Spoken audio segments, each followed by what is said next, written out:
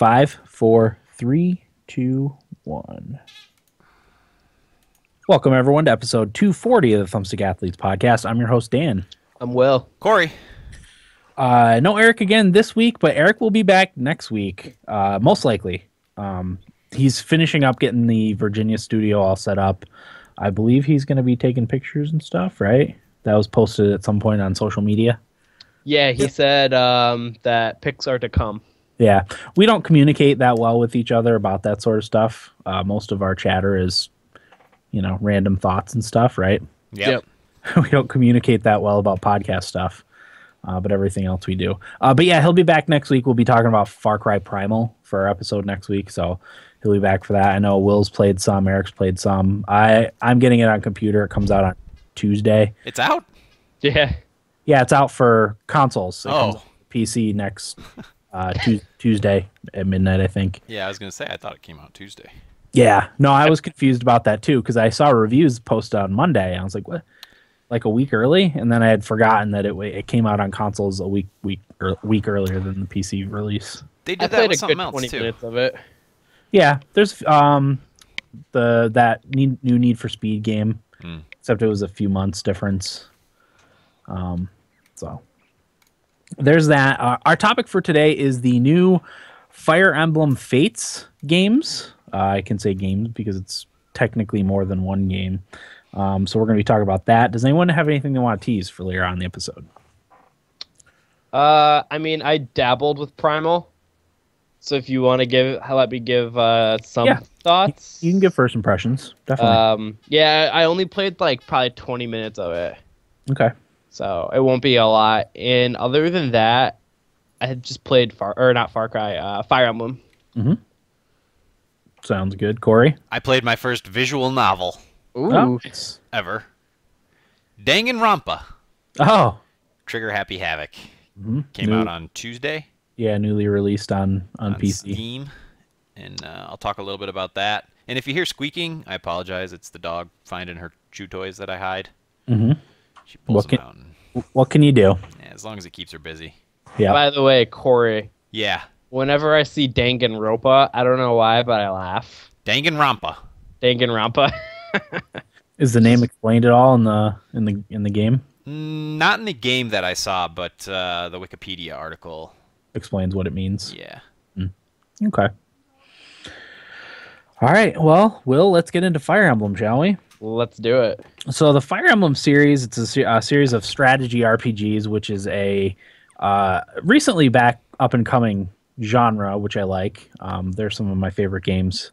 It's a strategy RPG from Intelligent Systems. One of the big draws of the Fire Emblem series, at least as of late, is the turn-based combat that involves a relationship system. So your characters form relationships between each other. Those relationships give combat bonuses, but you can also fall in love and marry some of your characters and have kids in the game, which will join your party and fight for you, which is amazing. It's like a strategy RPG / dating sim, all rolled into one. It's fantastic. With some very interesting dialogue between the characters. Yeah, very interesting characters, definitely. So the newest one, Fire Emblem Fates, it's split into two games for right now. There's Fire Emblem Conquest and Fire Emblem Birthright? Birthright. Fire Emblem Fates Birthright. I have it all written down here, but I'm not looking at my notes for some reason. Later to be 3. We'll talk about the third one later. Giving the player a view of the war between the Kingdom of Nor and Kingdom of Hoshido from different perspectives, which is very cool. You play as a guy or a gal named Corrin, who is a sheltered prince or princess of the Kingdom of Nor. Corrin is eventually sent to the front lines in a battle against Hoshido, where he or she is captured by Hoshido's forces. Once in Hoshido, Corrin discovers that he was actually born into the Hoshido royal family, but was kidnapped by Nor at a very young age. After some events, which I won't spoil, Corrin is given the choice on who to side with, his adopted family in Nor or his birth family in Hoshido. And that's where the different games come in. I have the Fire Emblem Fates Conquest, which has you returning to the Kingdom of Nor with your adopted family and trying to conquer Hoshido. Will has the Birthright version, which has Corrin staying with his birth family in Hoshido and defending it from Nor. Now, there's an unreleased version of this game that's coming out March 10th. It's called Fire Emblem Fates Revelation, which has Corrin choosing neither and kind of forging his own path. Wow. Fighting the war as a third faction, which I think is awesome.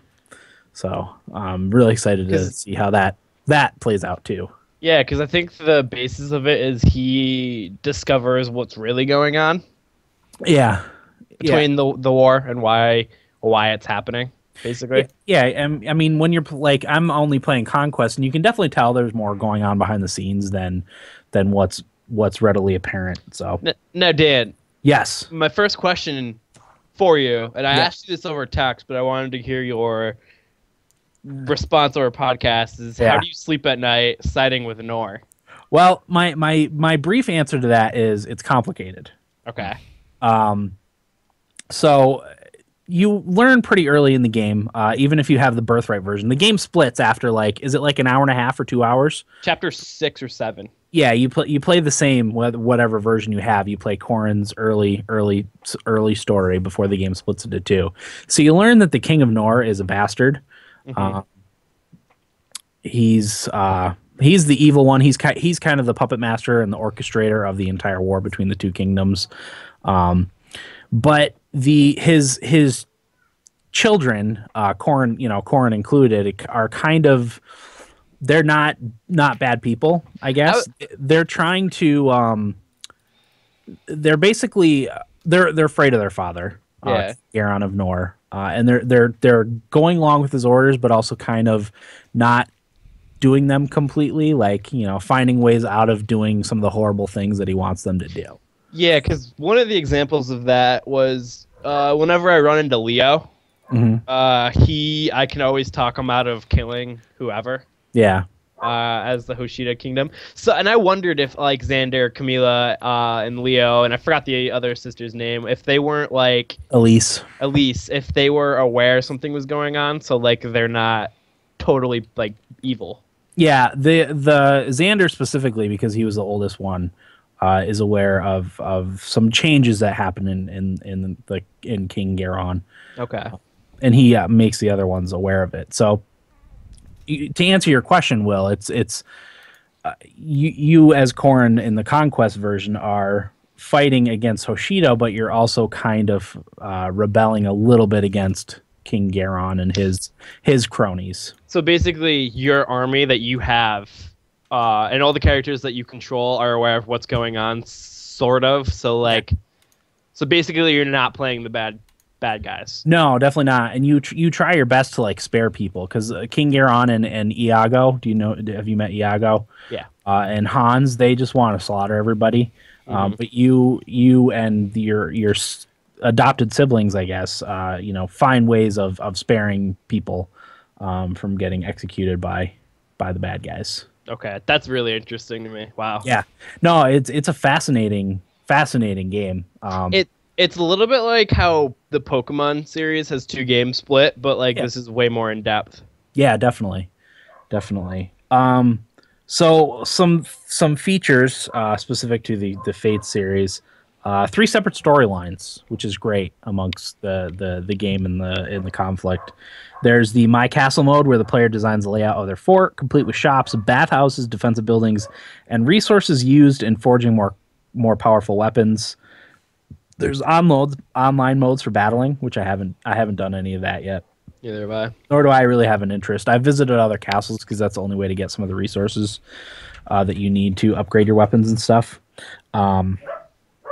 There's Dragon Veins, where royal families of Nor and Hoshido can manipulate the battlefield by stepping onto the vein. So, for example, I was fighting in a place that had rivers. So if you stepped onto the Dragon Vein and sent out this pulse, it would dry up the river so you could move across the riverbed rather than having to go around to the bridges and stuff.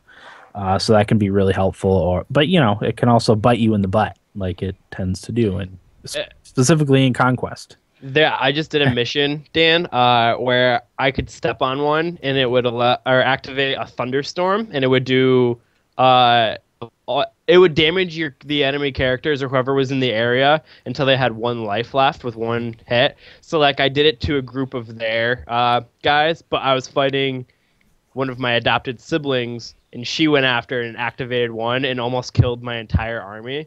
So Yeah, like I had to retreat, and I only had 1 healer, so like I had to keep healing one person at a time, and like really I took like 40 turns that battle because I had to keep doing that. Yeah, because anyone with a royal bloodline can activate those both on your side and the enemy side. So you do have to be careful of that. There's a weapon triangle. I don't know if this was in the last one or not. I think it was in some form. Yeah, it was. Yeah. Swords and magic are strong against bows and axes, which are strong against spears and lances, which are strong against swords and magic. So there's kind of that triangle, which is useful to know. I actually just today took a picture of that and put it on my phone. Yeah. So I can remember it when I'm actually playing the game because I never remember it when I'm not not looking at it. So and then there's DLC with their own side stories. The first one is free. And it takes place right before the events of Fire Emblem Awakening, where Korn and crew help Crom and Frederick fight a battle right before the events of Fire Emblem Awakening. Oh, so it's your crew helping the Fire Emblem Awakening crew. Yep, sort of. That's awesome. It's just Frederick, Crom, and Lisa. The young healer one. Yeah, I think that's Lisa. Yeah, something like that. It's been a while since I played Awakening. Yeah, I mean, I just played this mission not that long ago, but I don't remember. But anyway, yeah.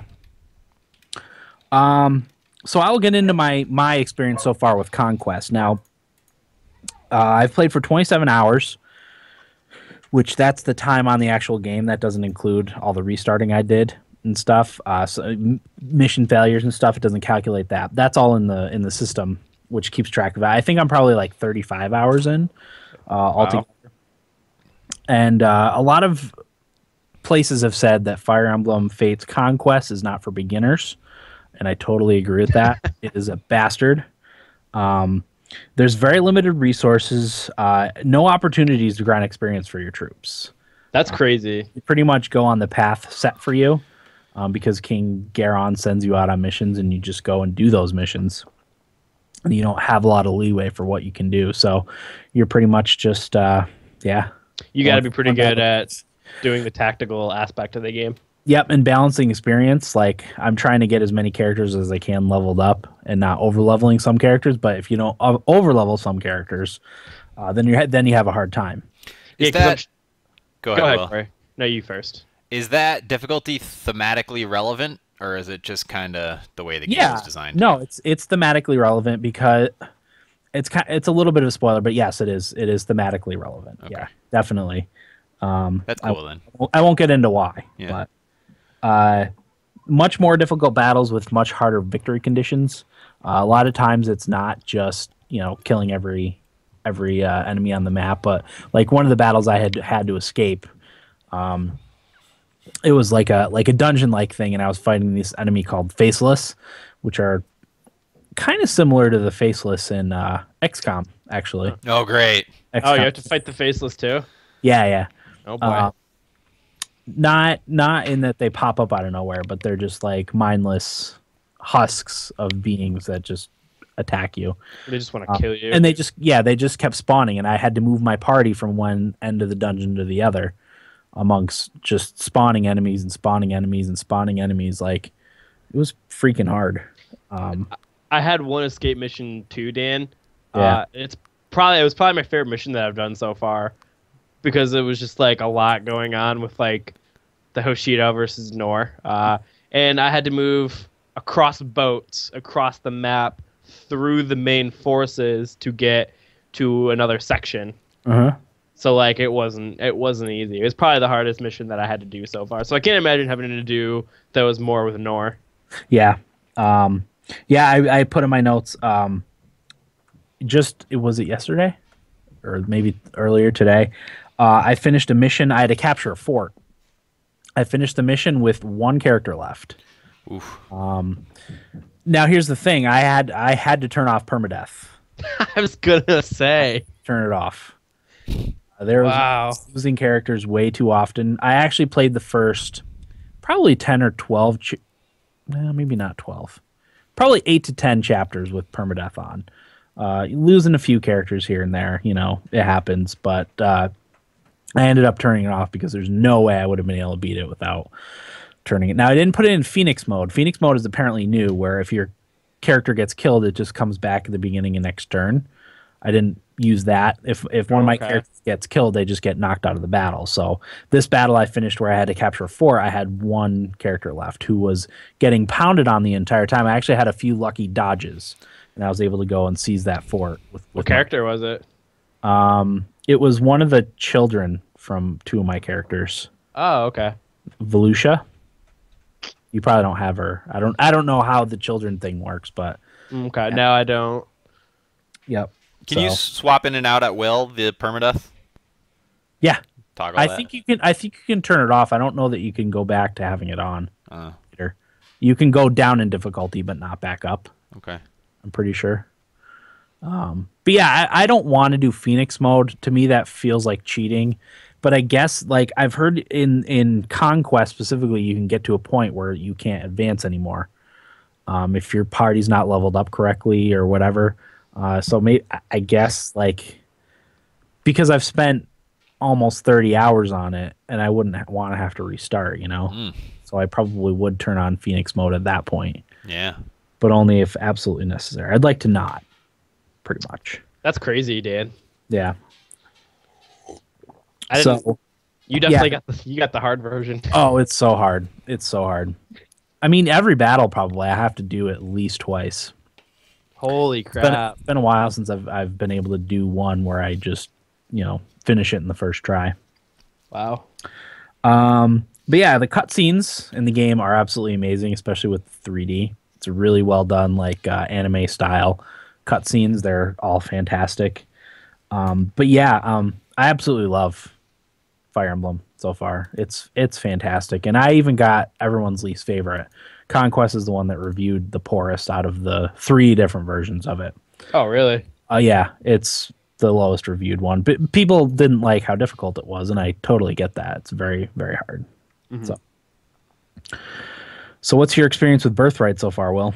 So, Fire Emblem Fates Birthright is the one that's the most like Awakening. In this one, you can grind out experience. The way they worded it is that Birthright is the game where you can get grinding experience and you can develop your characters the fastest, as opposed to Conquest, where the characters kind of develop over the whole course of the game. Yeah, they develop however you're able to develop them. Exactly. So, and like this one, I can take my time and level up my characters, which is what I've been doing because I'm only on main story chapter, like maybe 13 or 14. Mm-hmm. So whenever there's like grinding missions available, what I do is I go do them and do the battles and whatnot, and like level up my characters to around the same levels or whatnot. Obviously, I have some more characters that are way more powerful as a base unit than others, so like they have an easier time taking out everything. So how it works is, how you could move your character onto the map into the different locations on Awakening? Yeah. In this one, it's not like that. What it does is it opens up a menu. Yeah. And it has next battle, and then like difficulty where you can change the difficulty, and then challenge, and like castle defense or whatever.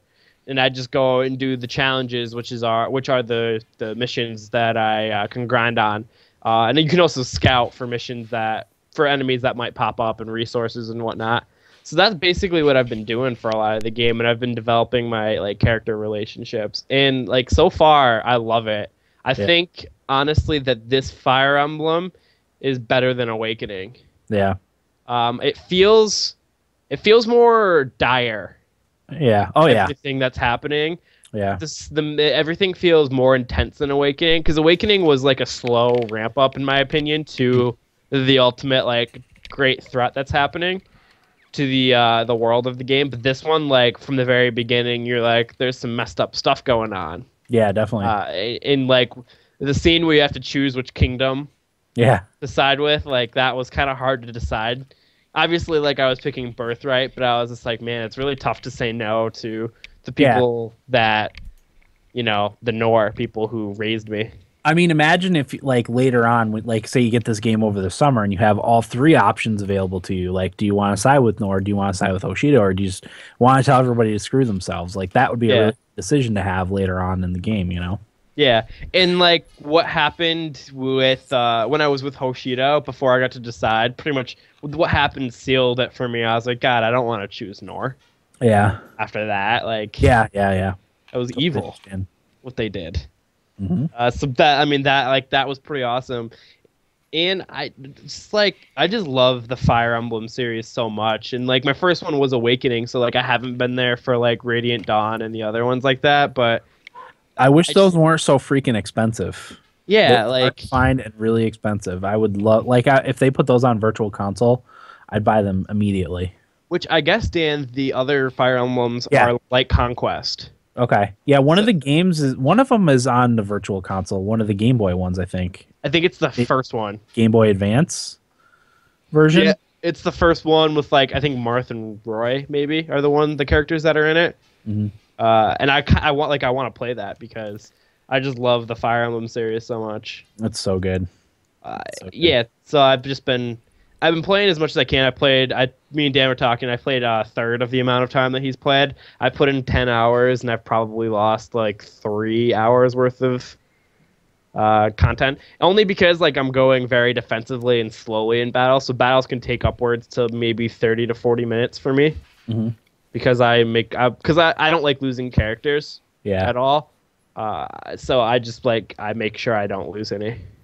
That's how I am too. I don't like. I'll occasionally let a character die. It's the same thing in XCOM, but this one, there's no way. Like I said, if I had permadeath on when I won that battle with one character left, like all my most powerful characters would have been dead. Yeah. Well, no, Corrin would have been dead, so I wouldn't have been able to continue anyway. I would have had to start over because Yeah. Corrin died in that one too. So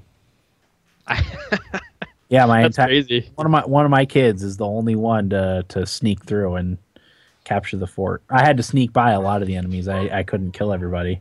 Was this a battle against the Hoshido? Yeah, I was capturing a Hoshido fort. Yeah. It was tough. Real tough. Now, did you name your character Corrin or did you name him Dan? I just left it as Corrin Okay. for continuity's sake. Yeah, story. It feels really weird because, like, in my game, there's like Takumi, Royamo or whatever, and then there's just Will. Oh, It's kind of like random. Should have went with Will Jr. Well, the way I explain it as I was under Nor since I was young, so like their name's Xander, Leo, Camila, so Yeah. I have a normal name. peace. Yep. So I don't know if I said this earlier, but if you buy one of the versions of the game, so like I have Conquest, you can get via the eShop the other version for $20 digitally. And then Revelations is going to be available on March 10th digitally for $20 too. So it's cool that they give you like a half price discount. And I'm definitely going to buy the other version for $20 and digitally. yeah, The other because versions. it seems like for $60 you get 2 fully fledged games, and then for $80 you get a whole other story. A whole third game. So it's really paying like $80 for 3 whole long strategy RPGs. And one of the things I really like about it too is seeing the different sides of the conflict. That's awesome. You know? It's crazy to me because the turnaround between Awakening and Fates wasn't that long, and this one seems like there's a lot more to it. Yeah, there's a lot to it. And I don't know how it stands with the main fans of the Fire Emblem games, but like I think this one is like brilliant. Yeah.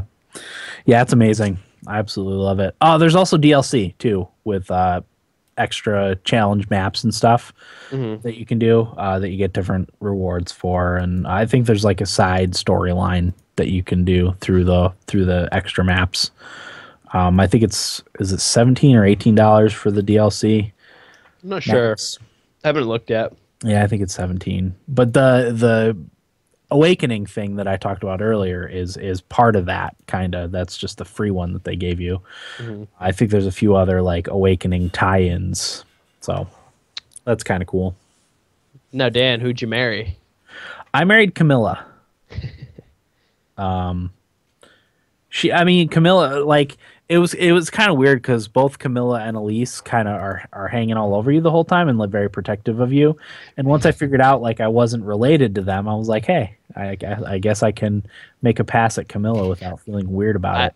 I forgot about this because when I first played it, I thought these are my brothers and sisters. This is really weird that that my sisters are acting like this to me. Yeah, and I was like, this is really weird and They're uncomfortable. very flirty.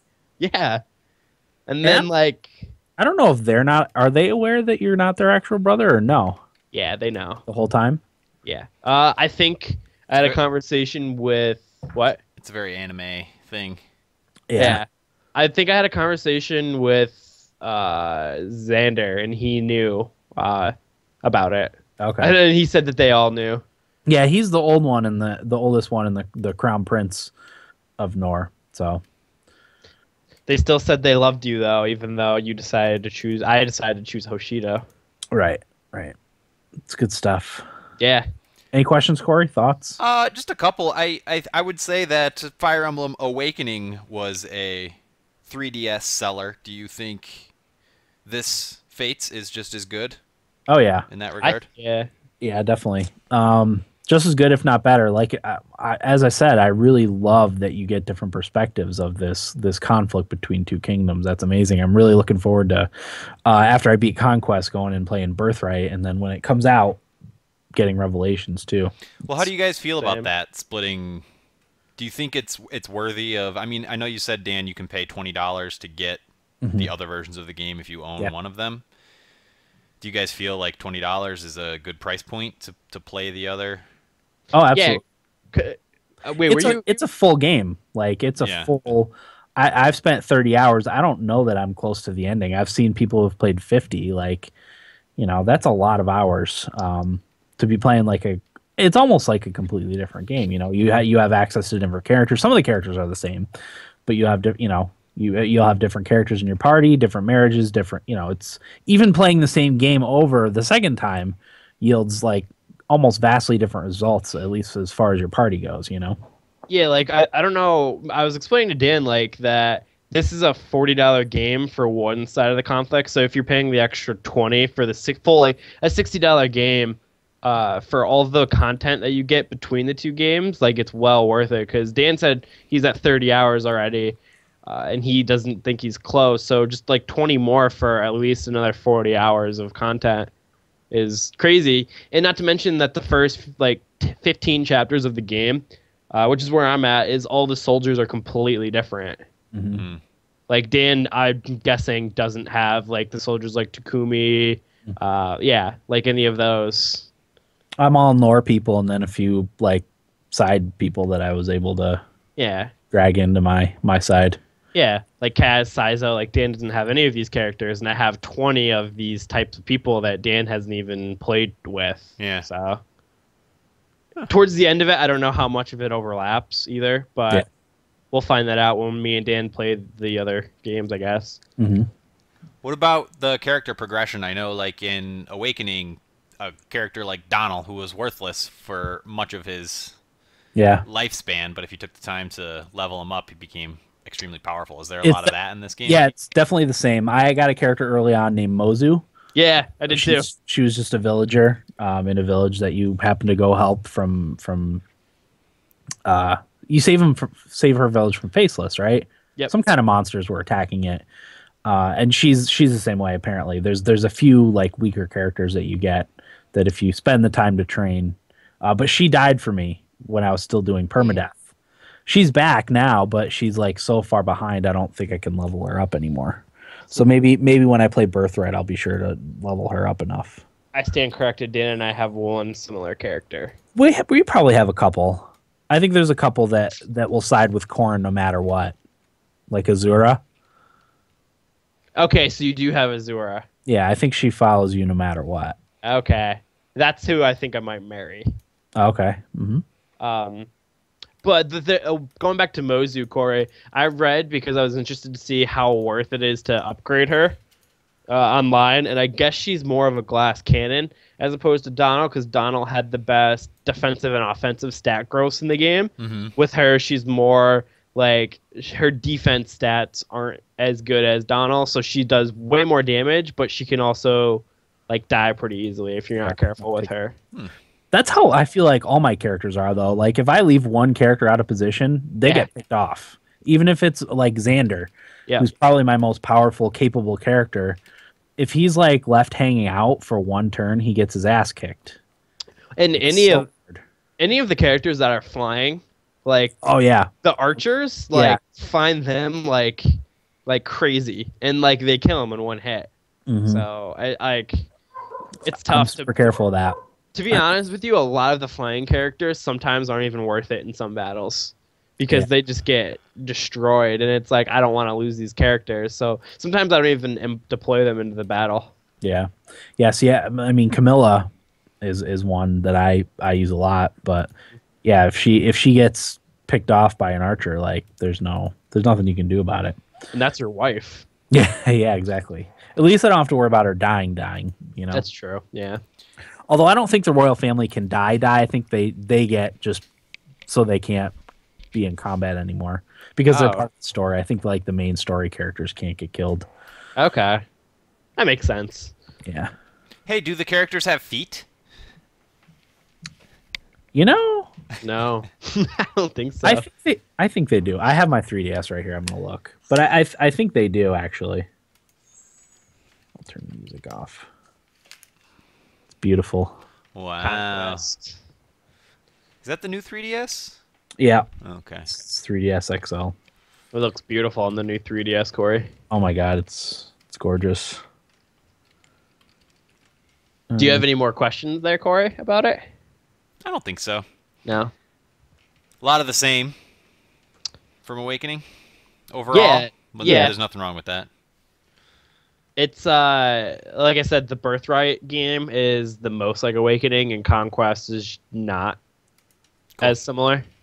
So if you're looking to play Awakening again, basically, then get Birthright. But if you're looking for something that's different, I would go Conquest. The characters do have feet. They don't have pointy things at the bottom of their legs like they did in the last one. Yeah. That annoyed me too, actually. The feet? Yeah. Oh, come on. It's charming. It was weird. Because they were like walking on like spikes. Stilts. Oh, yeah, because Corrin's barefoot. Which is a little weird to me. Yeah. Because he's on a bloody battlefield. Yeah. But yeah, overall, like, I love it. It's a great game. I mean, obviously, it came out on Friday, and I've already put over 30 hours into it. So it's also convenient.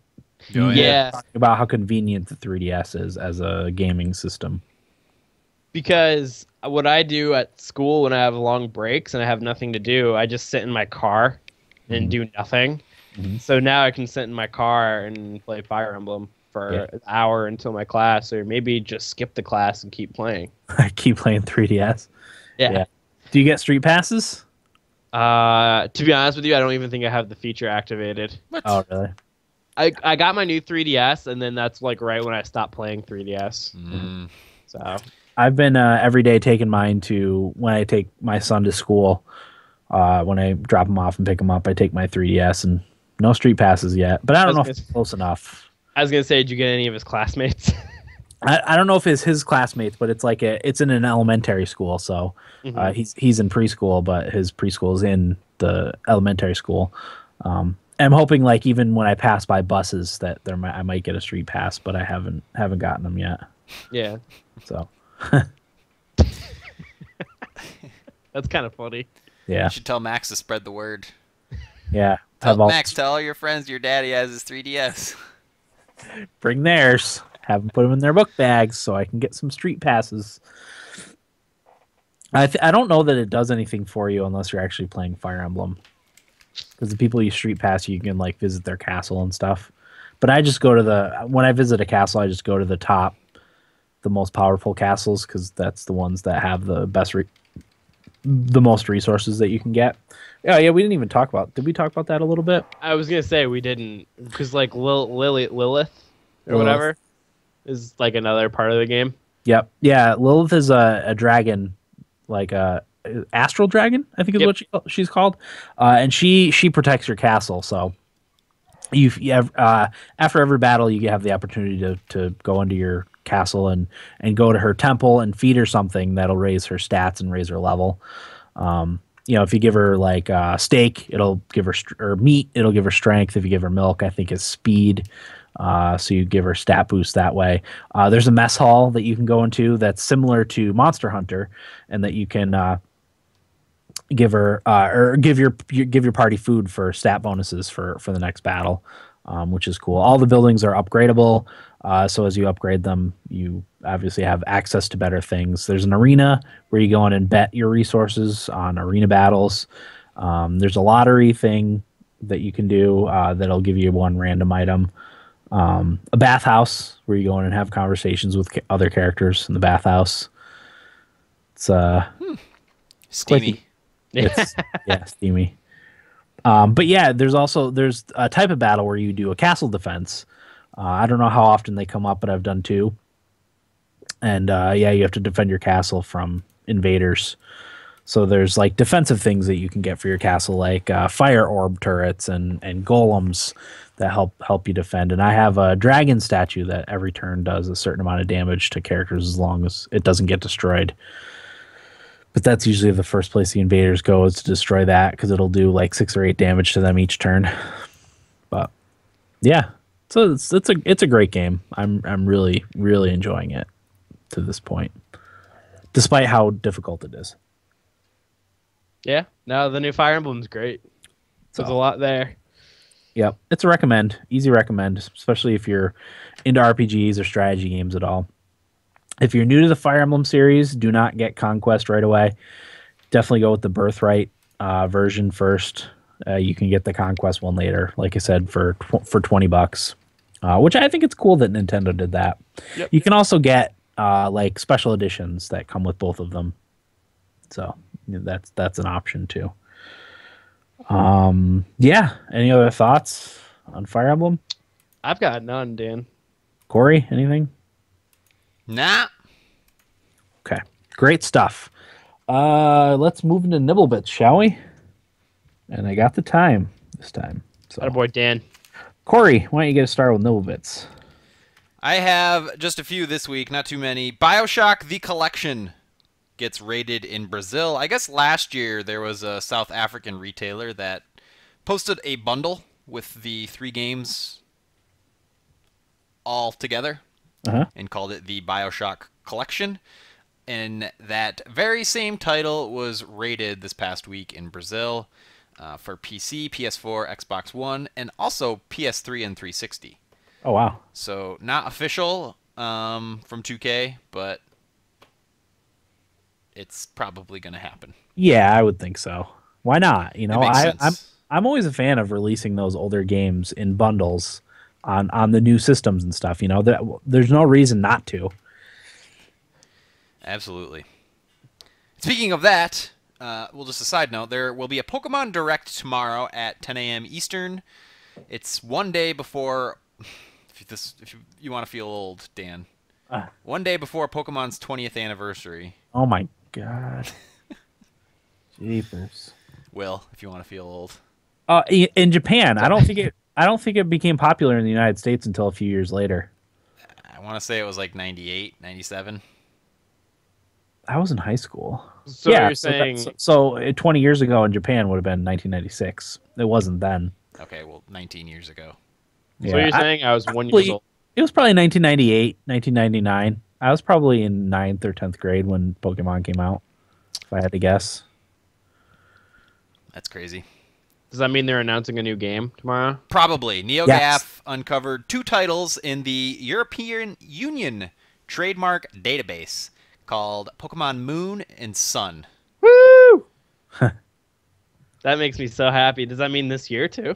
Well, it's not confirmed yet. We'll probably find out more at the Direct tomorrow. And I was reading about it on Kotaku. Jason Schreier wrote up an article, and people were actually giving him a hard time in the comments because they said he spoiled it. How do you guys feel about that? Like, news spoilers? Everybody needs to shut up. God. Like, why would you click on an article that's... Well, he put it in the headline. Still. You know. I mean... They put that stuff, like, in the headline for clicks, you know? Well, there was a whole argument about that, too. Yeah. How many times has Kotaku, like, broken stories like that, though? A lot, actually. Are people surprised? Yeah. Yeah. I don't know. But in his... Go ahead. It's not his fault. No. In his article, he noted that a lot of Pokemon titles have been trademarked that have never come to fruition, but this happens to be the first that has logos. Oh. So probably a little more likely than the other ones. Yeah. And people were speculating, what is it? Is it an X game? Is it current gen? Ooh. Who knows? Oh, man. I would love to see a console Pokemon. Who knows? Yeah. I'll probably be watching that direct tomorrow. What if I didn't have to work? Hopefully Pokemon Go is in there too, or at least something about Pokemon Go. Yeah, that would be nice. We actually had somebody sent us a note I was going to bring that up now while it's relevant while we're talking about Pokemon. Yeah, do you have it ready? No, but it was I look up his name so we can give him credit. But It was Dan, wasn't it? Yeah, might have been Dan. Someone wrote us in about Pokemon and said that there is an actual Pokemon MMO RPG. It's a fan project. Yeah. It's not sanctioned by Nintendo. It's called Pokemon Revolution Online, I think, PRO. Something like that. So if you're interested in trying that at all, just do a Google search for Pokemon Revolution Online. I think that's what it was, PRO, Pokemon Revolution. We'll talk about it again in feedback. I sent you feedback, Dan, and it's in that, so okay. We'll bring it up again then. Yeah. And real quick, Pokemon X and Y came out in 2013 and Alpha Sapphire and Omega Ruby in 2014, so it's around the time that there would be a new Pokemon game announced, at least. Yeah. So. Okay. Cool. In my last bit of news, Rocket League is getting a physical release this year for PC, PS4, and Xbox One. Nice. All the platforms it's on, there will also be physical releases. Cool. Okay. What do you got, Will? My first Nibblebit is that the Necromancer is coming to Heroes of the Storm next week. He is going to be a melee specialist, which is very interesting. What he's going to be doing is like summoning his skeletons, and that's going to like help him with like pushing bases and whatnot, like and stuff like that. And a lot of the specialists are really good at doing damage on top of like being a pusher. So I'm pretty excited to play the Necromancer. It was my favorite Diablo 2 class, and it's kind of cool that they are tapping into the Diablo 2 lore instead of sticking with just 3, which I thought they would do for a long time with Heroes of the Storm. Right. So next Tuesday. Cool. My next one is that the Firewatch developer said that they've outsold their wildest expectations. Camp Santo said that the game sold past its wildest expectations and confirmed that the studio will be around for a while and the team can't wait to do their next project. Nice. That makes me happy to read that. Yeah. I'd like to see more Firewatch, like if they want to do inexpensive little DLC missions and stuff, that would be kind of cool. I'd play that. I loved Firewatch like a lot, so I'd be definitely down for more Firewatch. Really? You guys were really into Firewatch? I really liked it, yeah. I liked it a lot too. Yep. It's one of the part of it was I was in the right place. Yeah, exactly. Mentally or physically? Mentally, because of the stress of XCOM 2, it was nice to sit back and enjoy a nice story and dialogue and stuff. It was I talked about it when we talked about Firewatch, but it was very, very relaxing to play that, something like that, as opposed to the stress of XCOM 2. Exactly. That's definitely part of it for me. Next, the PlayStation Plus games for March. You're going to be getting for the PS4 Broforce and Gallic Z. And then for the PS Vita, you're going to get Flame Over and Reality Fighters. And the PlayStation 3, you're going to get The Last Guy and Super Stardust. I honestly don't care about any of those games. I've heard Broforce is good.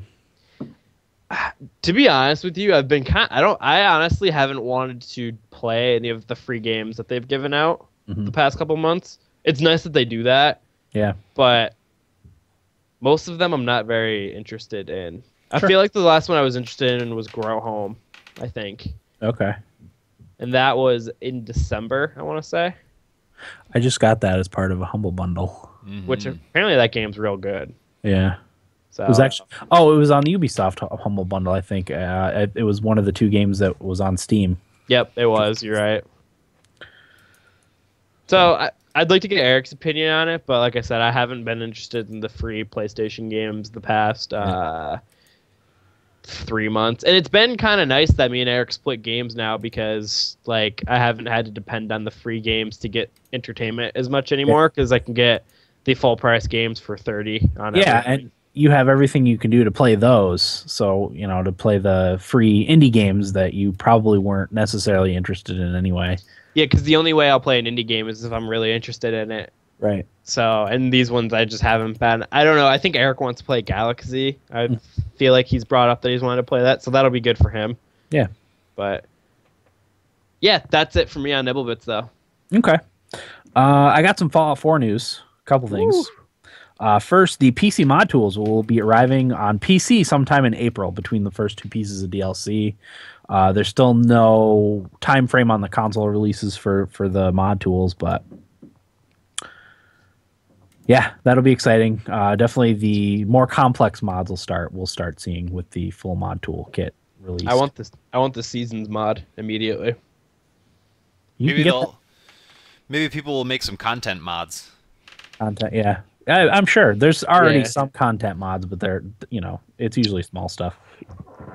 And Dan, I kind of just want to go through the Steam store for the mods because it's easier, and I have to. Oh yeah, I forgot about that. You have to go through Nexus mods. It's a little more complicated than just subscribing to the mod on Steam. Yeah, which I did it for Skyrim, but I would like just kind of have to.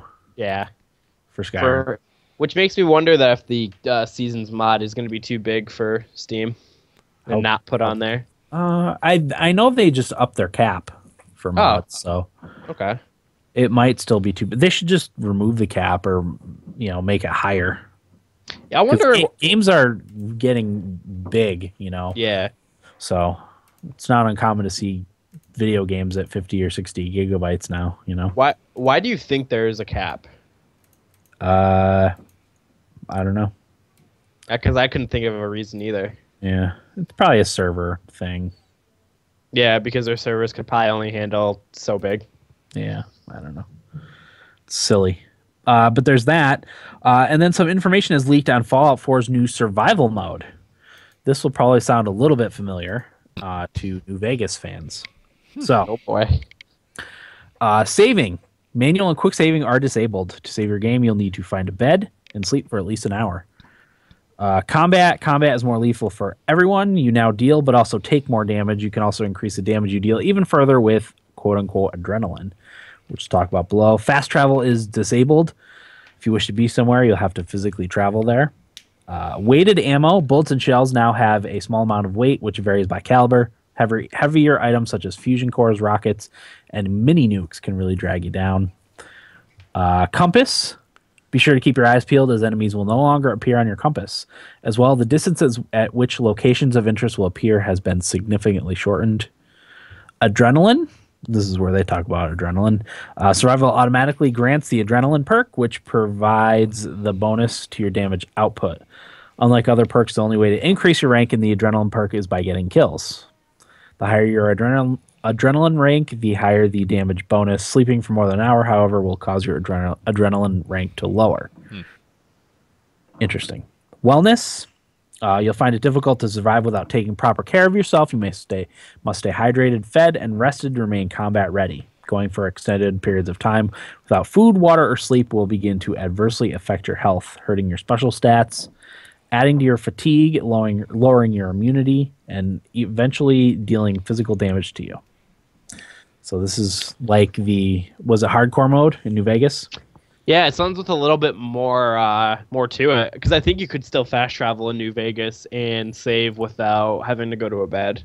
Yeah, I think you're right. There's fatigue. There's illnesses. I won't read the rest of these. You use antibiotics to combat illnesses.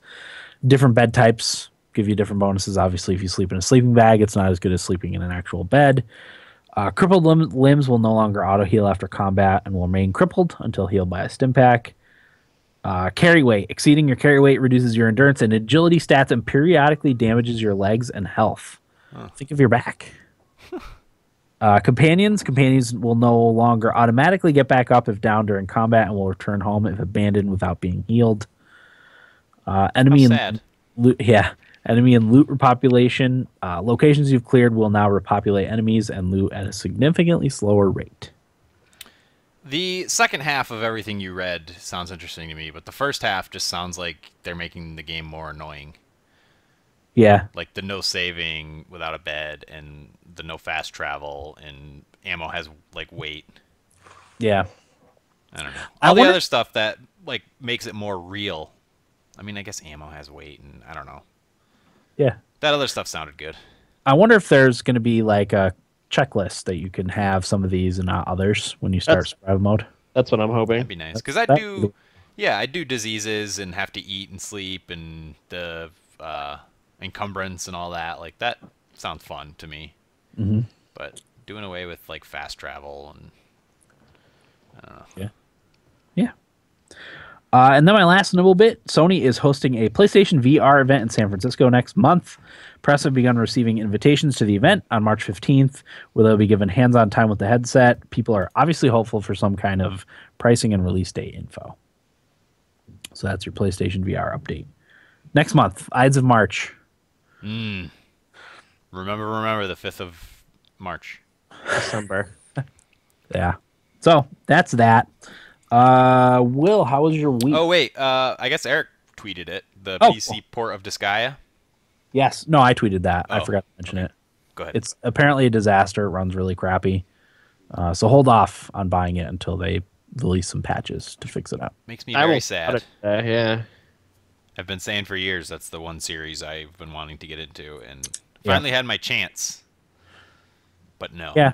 Well, and it's kind of a weird situation because, like, if it doesn't sell well, they'll be like, well, we're not going to put any other ones on PC, but it's not selling well because it runs like crap. So, we could just look at the Dragon's Dogma situation. That game sold really, really freaking well because it was a great port and it ran well immediately for people. The only major issue that people were having is people with ultra wide monitors. It was like pinching the screen kind of weird. But that was the only issue people had with it. So, I also read that the Tales of Symphonia port was bad too. Yep. Yeah, and a lot of people said to just kind of deal with it, but we shouldn't really have to deal with a port because how hard is it really to port something to the computer? Especially a game that's old like that. It should run like butter. The top comment said, "This game that ran smoothly on my PSP 7 years ago does not run smoothly on my computer with a 970. Yeah. Well, what's also crazy about it is I'm sure emulators are running it just fine on people's computers. Yeah. No doubt. So, hopefully they realize that it's not selling well because it's not a good port and they fix it. Hopefully they don't. Is it Arkham Knight that was awful? Yeah. And they just left it. Yeah, like people were complaining about SLI support, and they're like, "Well, we're not going to do it. Sorry." God, I hope that doesn't happen in this game. Well, I mean, you wouldn't need SLI support for this guy, I wouldn't think, because it's old. Yeah, you're right. Okay, let's get into our weeks. Will, how was your week? Man, Dan. Other than playing video games, I can't think of a whole lot. I've just been doing a lot. I've got, like, as I said, classes 8 a.m. every day, and then, like, I've got to be up for work on the weekends for 6 o'clock and 7:30 on Saturday and Sunday. So I'm pretty tired. Towards the middle of the day, like, all I want to do is nap, but, like, I can't sleep in my car when I'm at school, so, like, I'm just really uncomfortable. Like I just want to sleep. That's all I've ever really wanted to do recently. Sounds like you're not getting enough sleep at night. I mean, I go to bed I'm the person that needs 7+ hours of sleep. Me too. And I have to get up at like 6, so if I go to bed at like I usually end up falling asleep at like 11, 12 usually. And I think I don't know what it is. Like Adam Carolla talked about this and said that waking up in the morning is something we do every day of our lives, but why is it the most miserable thing sometimes? Yeah, I have a couple thoughts for you, Will. One is, and I've kind of tinkered with this a little bit, low blood sugar in the morning. They say to have like a spoonful of almond butter before you go to bed. Oh, okay. Butter, but I've done peanut butter, and you just a little spoonful, and that'll keep your blood sugar levels through the night consistent through the night. And can't just have a candy bar. I don't know if they mean like sugar, but just something in your stomach to, give you some energy for when you first wake up in the morning. So you could try that. A lot of people swear by those alarm clocks with the natural light too. That simulate sunlight, and you put it in your bedroom, and it just slowly like starts to glow like a sunrise. A lot of people absolutely love those things and swear by them, and that they help them wake up in the morning. Well, because that might be it. Because I remember over the summer, because I was working 40 hours, and I make my schedule so I can work at like 6 and 7 in the morning. So I'm wondering, over the summer, around that time, the sun is already starting to rise, and it's just like dark when I wake up. Yeah. And I just am miserable and hate my life. Yeah. So I don't know. Like that might be a good solution. Do you know how much those are? I think they're kind of expensive, but I have one saved on my Amazon wish list. That's one of the better ones, and I think it's like $70. Ugh. Yeah. But I think if you shop around, like you can get them on a sale for not too bad. Be expensive for an alarm clock, but if it helps you wake up in the morning every day, yeah, it's worth it. Yeah. Also, look at your quality of sleep. Not just time, not just length of slumber. Quality. Yeah. I don't sleep long or have quality sleep. I can't remember the last time I had quality sleep. Actually, I forget where I was, but it was at a hotel. And it was one of those things where I'd laid down, slept all through the night, woke up, felt like $1 million. Yeah. And that's such a rare thing for me. Yeah. I hear you. It's interesting what you say about blood sugar, though, Dan. Yeah, try it. It's not going to hurt you to have a spoonful of peanut butter right before you go to sleep. I'm on a very like strict diet at this point because I'm like cutting weight, and if I don't get my fats in by the end of the day, I usually do a serving size of peanut butter, and it's usually the last thing I eat. Yeah. So. What's that, like a tablespoon? It's 2 tablespoons. Which is actually like a lot of peanut butter. Yeah, it's like it really dries up your mouth and like. Yeah. And then you need to wash it down with milk too. Because what I've been doing is I'm trying to be more hydrated too, because that helps with like brain function and everything like that. So like in the morning I have 2 glasses of water before like I even leave school, and like I drink my water bottle all day. So like, and before I go to bed, after I was doing the peanut butter, I would chug another glass of water. So like I was. Wait till you get old and all that water makes you have to pee all the time. I pee a lot to begin with. Yeah, me too. It's just like. When I forgot I was playing Fire Emblem, and I peed like 3 times within like 40 minutes. Mm. Overactive bladder isn't normal at any age. Yeah. Apparently, I just have a lot wrong with me right now. Then I drink a ton of water, so I do pee a lot. Yeah, it's clear, so that's a good sign, right? Or close to clear. No. Yeah, it's not supposed to be like dark yellow. Neon yellow or green. Well, if it's neon yellow, it's vitamin B. That you need, that you have too much of. Yeah. Too much. Excess. Okay. Because every time I take my multivitamin, I pee bright yellow. Uh-huh. I don't know. You guys should see me in my ice skating class. Doing well? Getting better? I'm definitely a lot better. I don't hold on to the wall ever anymore. But my one problem is And my skating teacher laughs at me because he says I can do everything. I'm just not like confident in my ability to like actually execute it. Because when I'm out there skating, I'm fine with pushing off with my right foot to get speed and whatever, but I don't use my left foot ever. For that. So like when hockey players are skating, they push off with their right and then left and go back and forth to go like gain speed quickly. I just use my right foot. And it looks kind of goofy, and my right leg gets really tired really quickly in the skating class. So, like, I have to stop and, like, like, adjust so that it's not tired all the time. So I've been spending the last 2 classes, like, really working on my using my left foot, and I've gotten a lot better at it. But, like, we're doing things like skating backwards right now and doing crossovers, and it's just, I just can't do it. Crossovers, backwards crossovers. They're hard, and for whatever reason, like I can't get my feet to the point where my one foot is far enough forward that it can slide across the left foot. Like I don't know how to even explain it. It's just like my feet don't separate that enough that distance to be able to do it. Yeah. And when I try to do it, like my body just turns. Huh. I don't know. I've always said that hockey is the hardest sport because you're doing a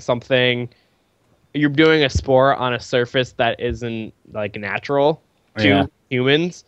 And doing this class just reaffirms that. Like it's so hard. I can't imagine like having a hockey stick, trying to score a goal, trying to avoid being hit, getting into fist fights on the ice. Like I can't even imagine doing all of that. Wearing all those pads. Exactly, with all those pads and equipment and whatnot, like it's an impressive sport. Yeah, I was a good skater back in the day. We used to play a ton of street hockey back in the day, and I was a decent skater. Yeah, because you guys both can skate pretty well. So like, why didn't I get that passed down? You didn't skate. Yeah, that's true. I remember like getting my first pair of rollerblades way back in the day, and everyone's like, "Oh, it's so hard, you're gonna fall." I put them on and just skated like the wind right away. Yeah, not really, but I was decent, and I didn't fall and hurt myself all the time like everyone said I was going to. Yeah, but I had watched a lot of hockey even at that point. When my first pair of rollerblades. Yeah, watching hockey actually has really helped a lot because like I haven't fallen on like down at all for the class, and like having never skated and doing this class, like I was after the first class, like I was off the wall for the most part. It's just doing the more skilled things, like I just can't really do it, but I can like move around pretty well, and I did learn how to stop. Yeah. So I'm at least a functioning skater at this point. Nice. I'm too fat now. You could do it. Oh yeah, I could definitely skate, but I would get really tired really fast. It's a lot of fun. It really is a lot of fun to do that. Even just skating back and forth is fun. I don't know what it is. Like I don't have fun walking back and forth, but I want to teach my son how to skate. I'd probably just get rollerblades for us. And the good thing about me being fully grown is that I wouldn't need to worry about getting a bigger size later. They would just fit me at this point. This reminds me, Dan, the ice skating teacher really likes me, and he's really high up in the broom ice rink, like director, whatever it is. And he said that he could give me free passes if I ever brought anybody. Nice. So if you and Max ever wanted to go to Broome to do some ice skating, let me know. And he said he would do it for me like next semester, even though I won't be a student.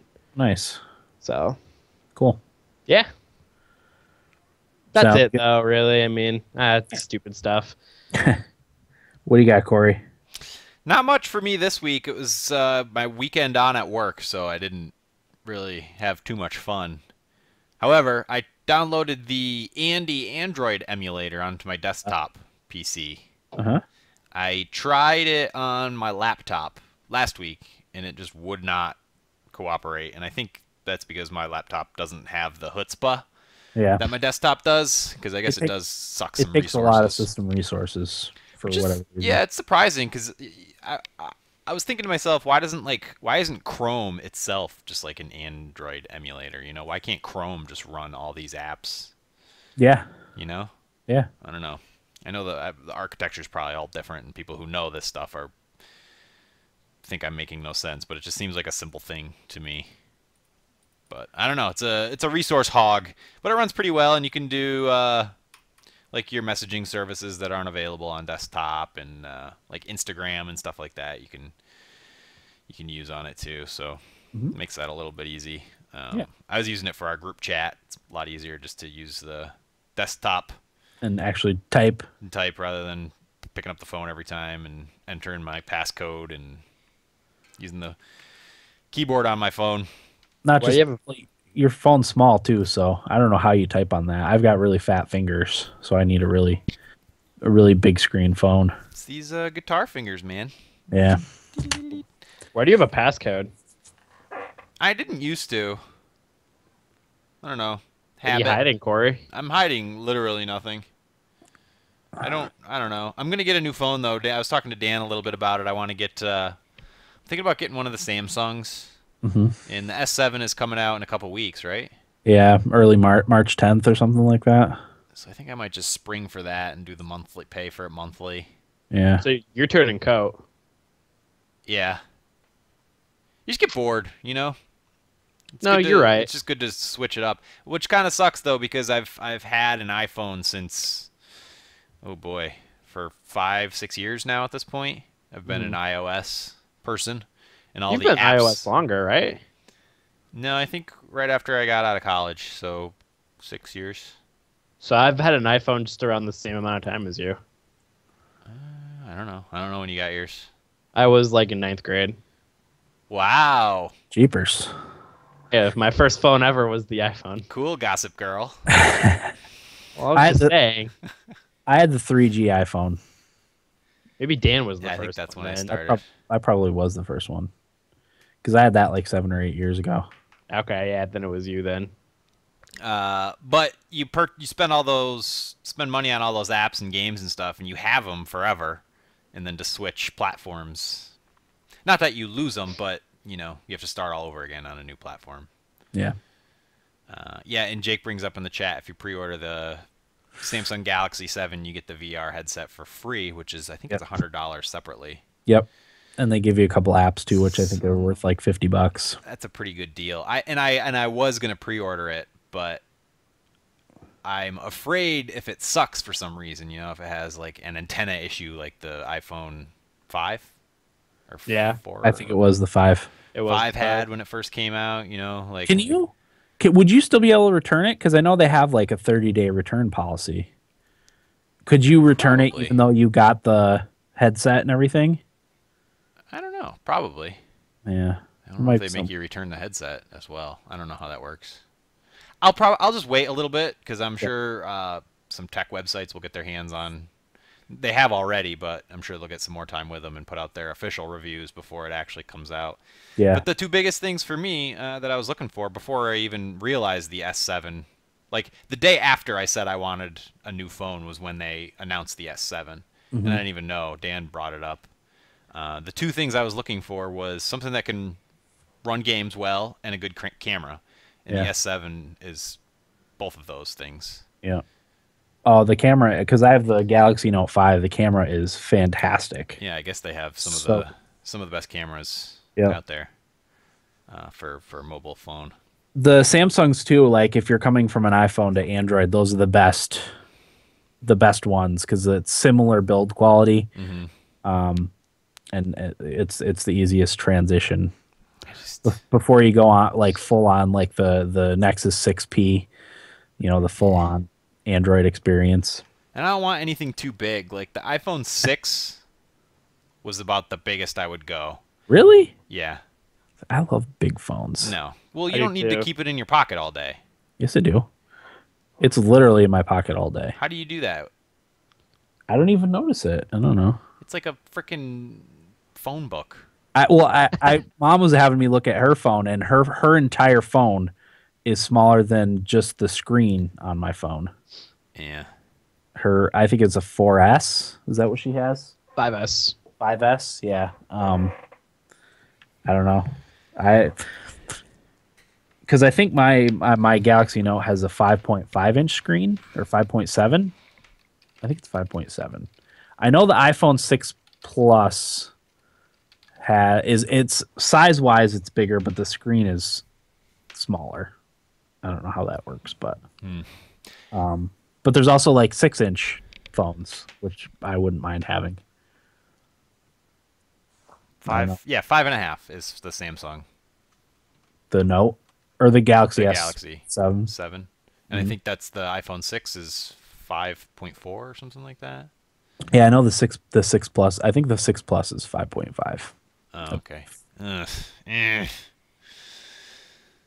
don't know. We'll see. There's a lot of really good phones out there, and people are bringing up some phones in the chat. I know there's BlackBerry Priv. I'm not a big BlackBerry guy. Well, it's an Android phone. Yeah. But with the BlackBerry, there's the OnePlus 2.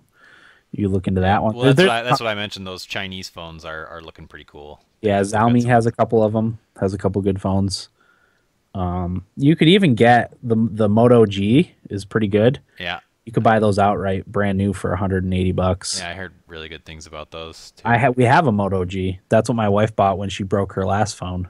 Yeah. Her it's from Marlo when she was a baby would suck on Val's phone and it ruined her. It was a HTC One, and we bought that as a fill-in until her contract was up and she got her Galaxy S6. Well, my dog likes to go for the phones. Oh, does he? Ooh, Yeah. Break that. Yeah, she's nasty. Break that habit. But I don't know. We'll see. I also want to I want to use it as a gaming device. There's more and more. There's better games coming out for these phones, and you can get like Final Fantasy IX on there. And I would love to get a attachable controller. Yeah, Bluetooth. That'd be great. Clash of Clans. They make like clips that you can get. You get like a PlayStation 3 controller, and you get a clip for it that attaches to your phone, and it's just like having like the NVIDIA Shield almost. Yeah, I'm all right with that. Yeah, that sounds good. Mm-hmm. Good poop device. Yeah, because games like that have to be played with a controller. Like the touchscreen stuff sucks. Like Final Fantasy Tactics works great with the touchscreen. Yeah. I was trying to play Final Fantasy 6 with a touchscreen, and it's awful. It works good on a large touchscreen. It didn't work so well on my 5. I have a large touchscreen. No, I know. It was awful. No, Final Fantasy Tactics. Oh, yeah, okay, yeah. No, it worked. Yeah, that worked great for me. But anyway, I also made some slight website upgrades. I added buttons, makes it a little bit easier to find our show. I changed some of the colors a little bit. Very nice. Yeah, I changed the background color a little bit. I didn't like the creaminess of it, and I'm not sure I even like the red, which has kind of become the color of the logo. But I don't know. We'll see. Maybe we'll switch to blue. Whatever you want. The problem is I don't have any design knowledge. I just kind of tinker with it till I think it looks good. Yeah.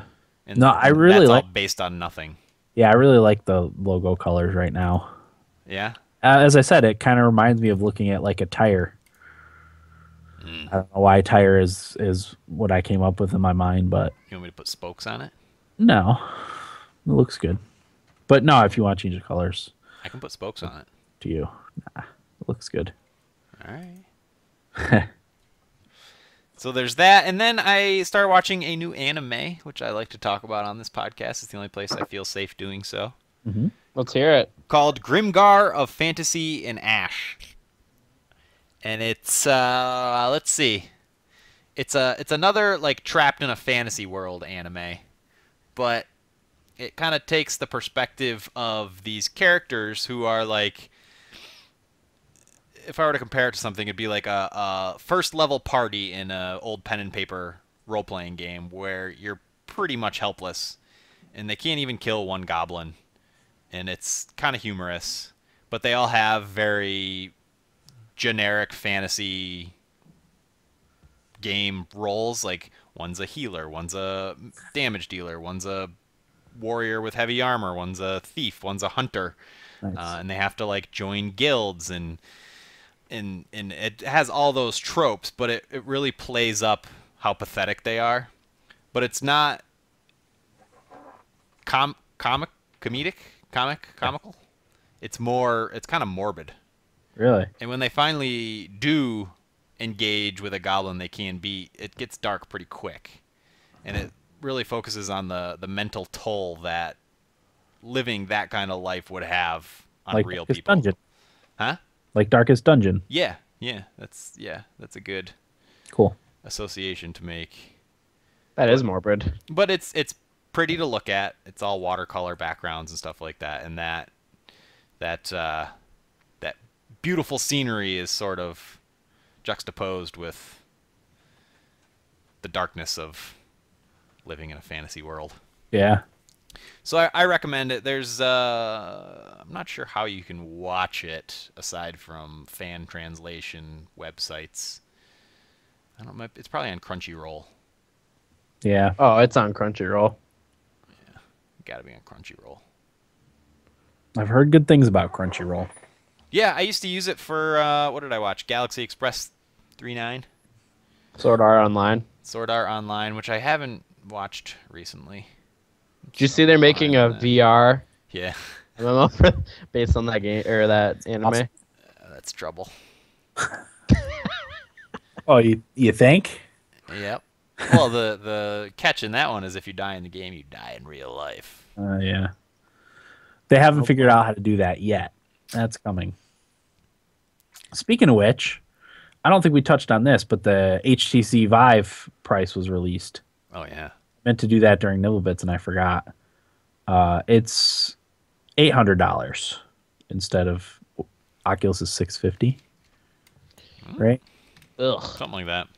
Yeah, but it comes with more things, and it also seems to be there's a lot less. I know there's a lot less like wires and stuff coming off of it. You only need like 2 USB ports instead of like 4 or whatever. I think some of the stuff that was wired on Oculus is wireless on the HTC Vive. But the thing that HTC Vive comes with is the motion controls, which are not coming out yet for the Oculus until later this year. But it also has like a wall recognizing system. I don't know if you actually put like physical objects up against the wall, because I know like they make it so you can see like the grid of your like living room or whatever room you have it in, so you don't crash into stuff as you're moving around with your HTC Vive in. There's a few more things that come with it than the Oculus Rift.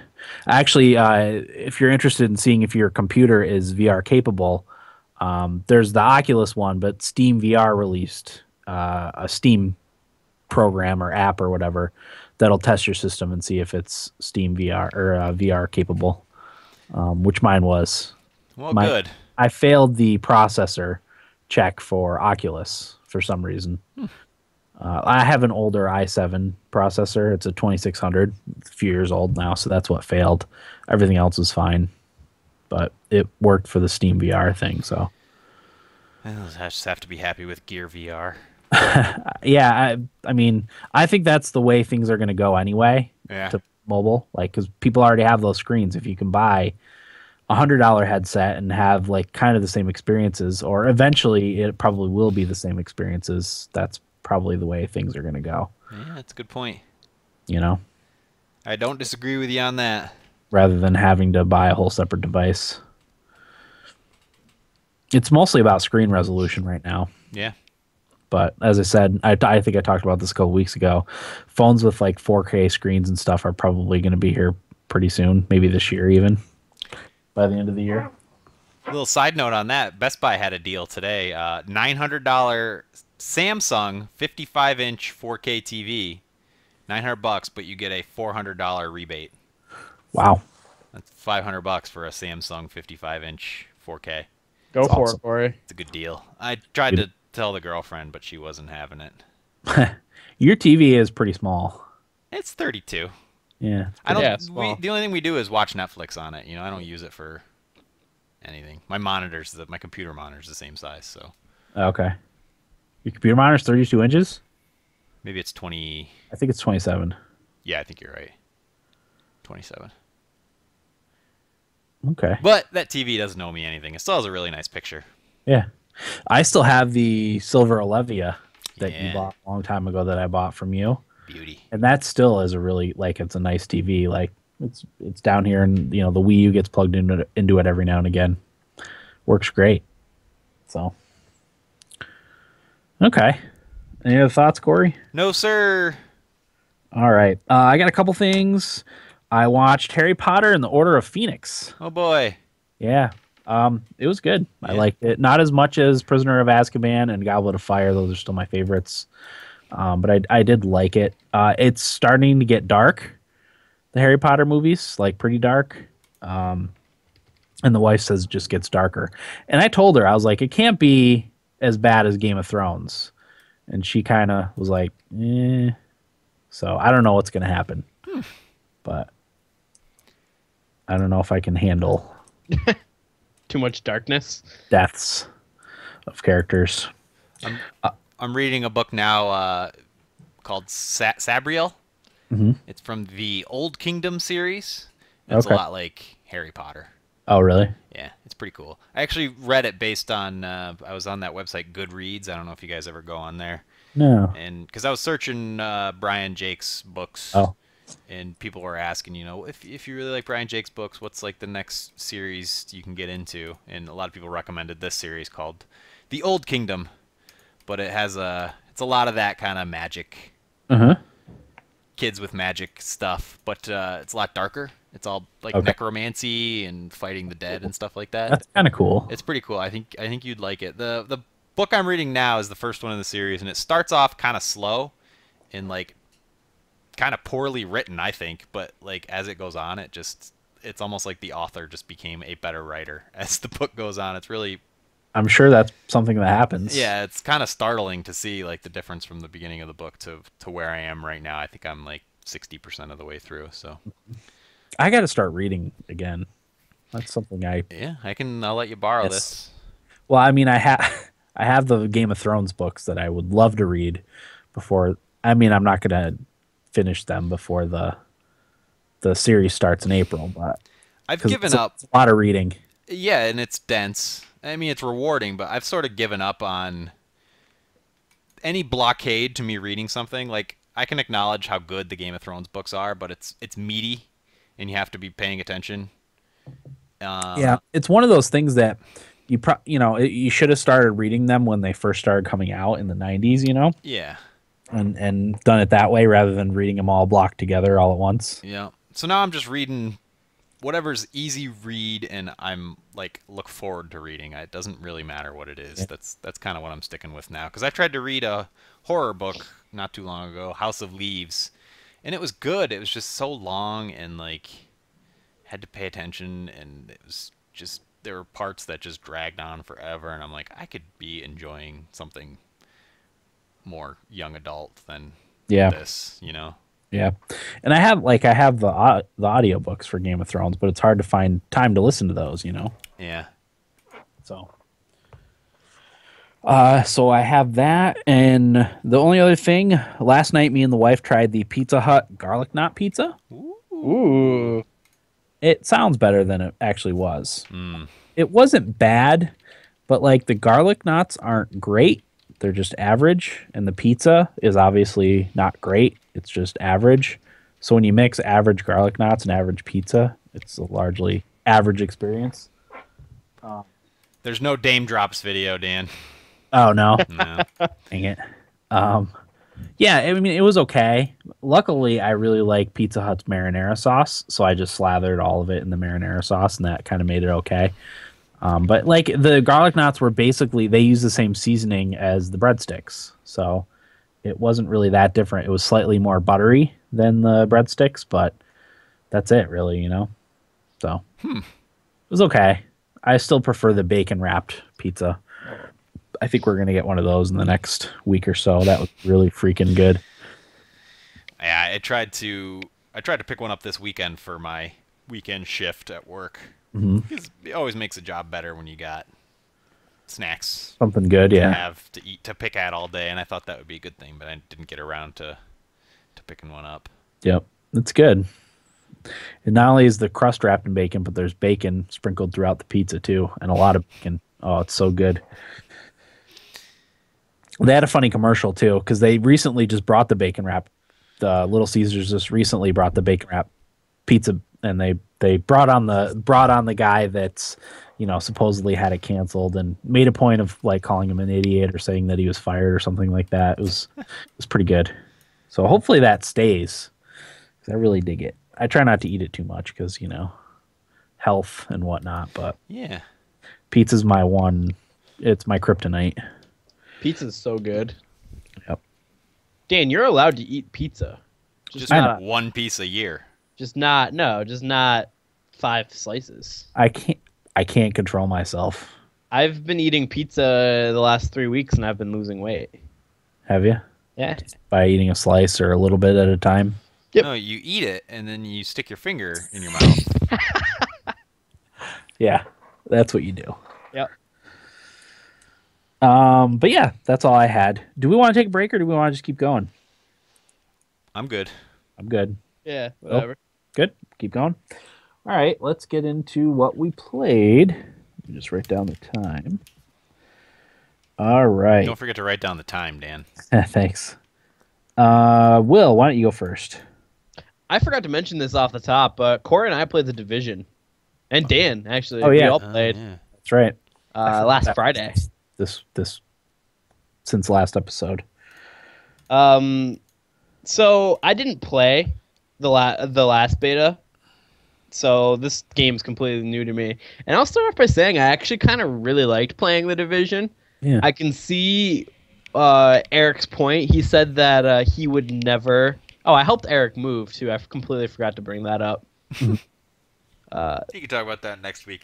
Yeah, when he's here, 'cause it'll be more entertaining that way. But he said that he would never probably play that game alone, and I could totally see that thought process with it, because it's one of these games that is more fun being with like a group of people and like going through like Madison Square Garden with the group of friends, like doing that mission. Like that's way more fun than just you and just kind of randomly killing things, because what I played, a lot of it was just kind of like cleaning through enemies really quickly and getting to the next point really fast, until the dark zone at least. Yeah. So like, I don't know. I had a really good time with you guys doing that one mission with the cleaners. The fire people. oh yeah, that's right. I forgot about that. So I guess like the early parts of the game, a lot of it was fairly just like kind of kill things and move to the next point. And like the further we played, like the Madison Square Garden mission was pretty cool, and doing the cleaners mission is pretty cool. So this game to me has a lot of potential to be awesome. Yeah. And if the three of us are getting it for PC, like this could be a really good game to stream. Yeah. And two, like a good game for us just to play. Yeah. I know a few people other than just us that are getting it for PC, so Yeah. should Corey, be able to have a decent amount of people. I'd like to. I don't know if I'm gonna though. That's disappointing. I know. I gotta be better with Money? finances. Mm-hmm. Money. Yeah. Just put it on a credit card. No, I'm gonna start my own business. Oh? Yeah. Business plans? I'm not allowed to talk about it. It's illegal. No, I'm just kidding. Anyway, the Dark Zone was the really fun part of the game.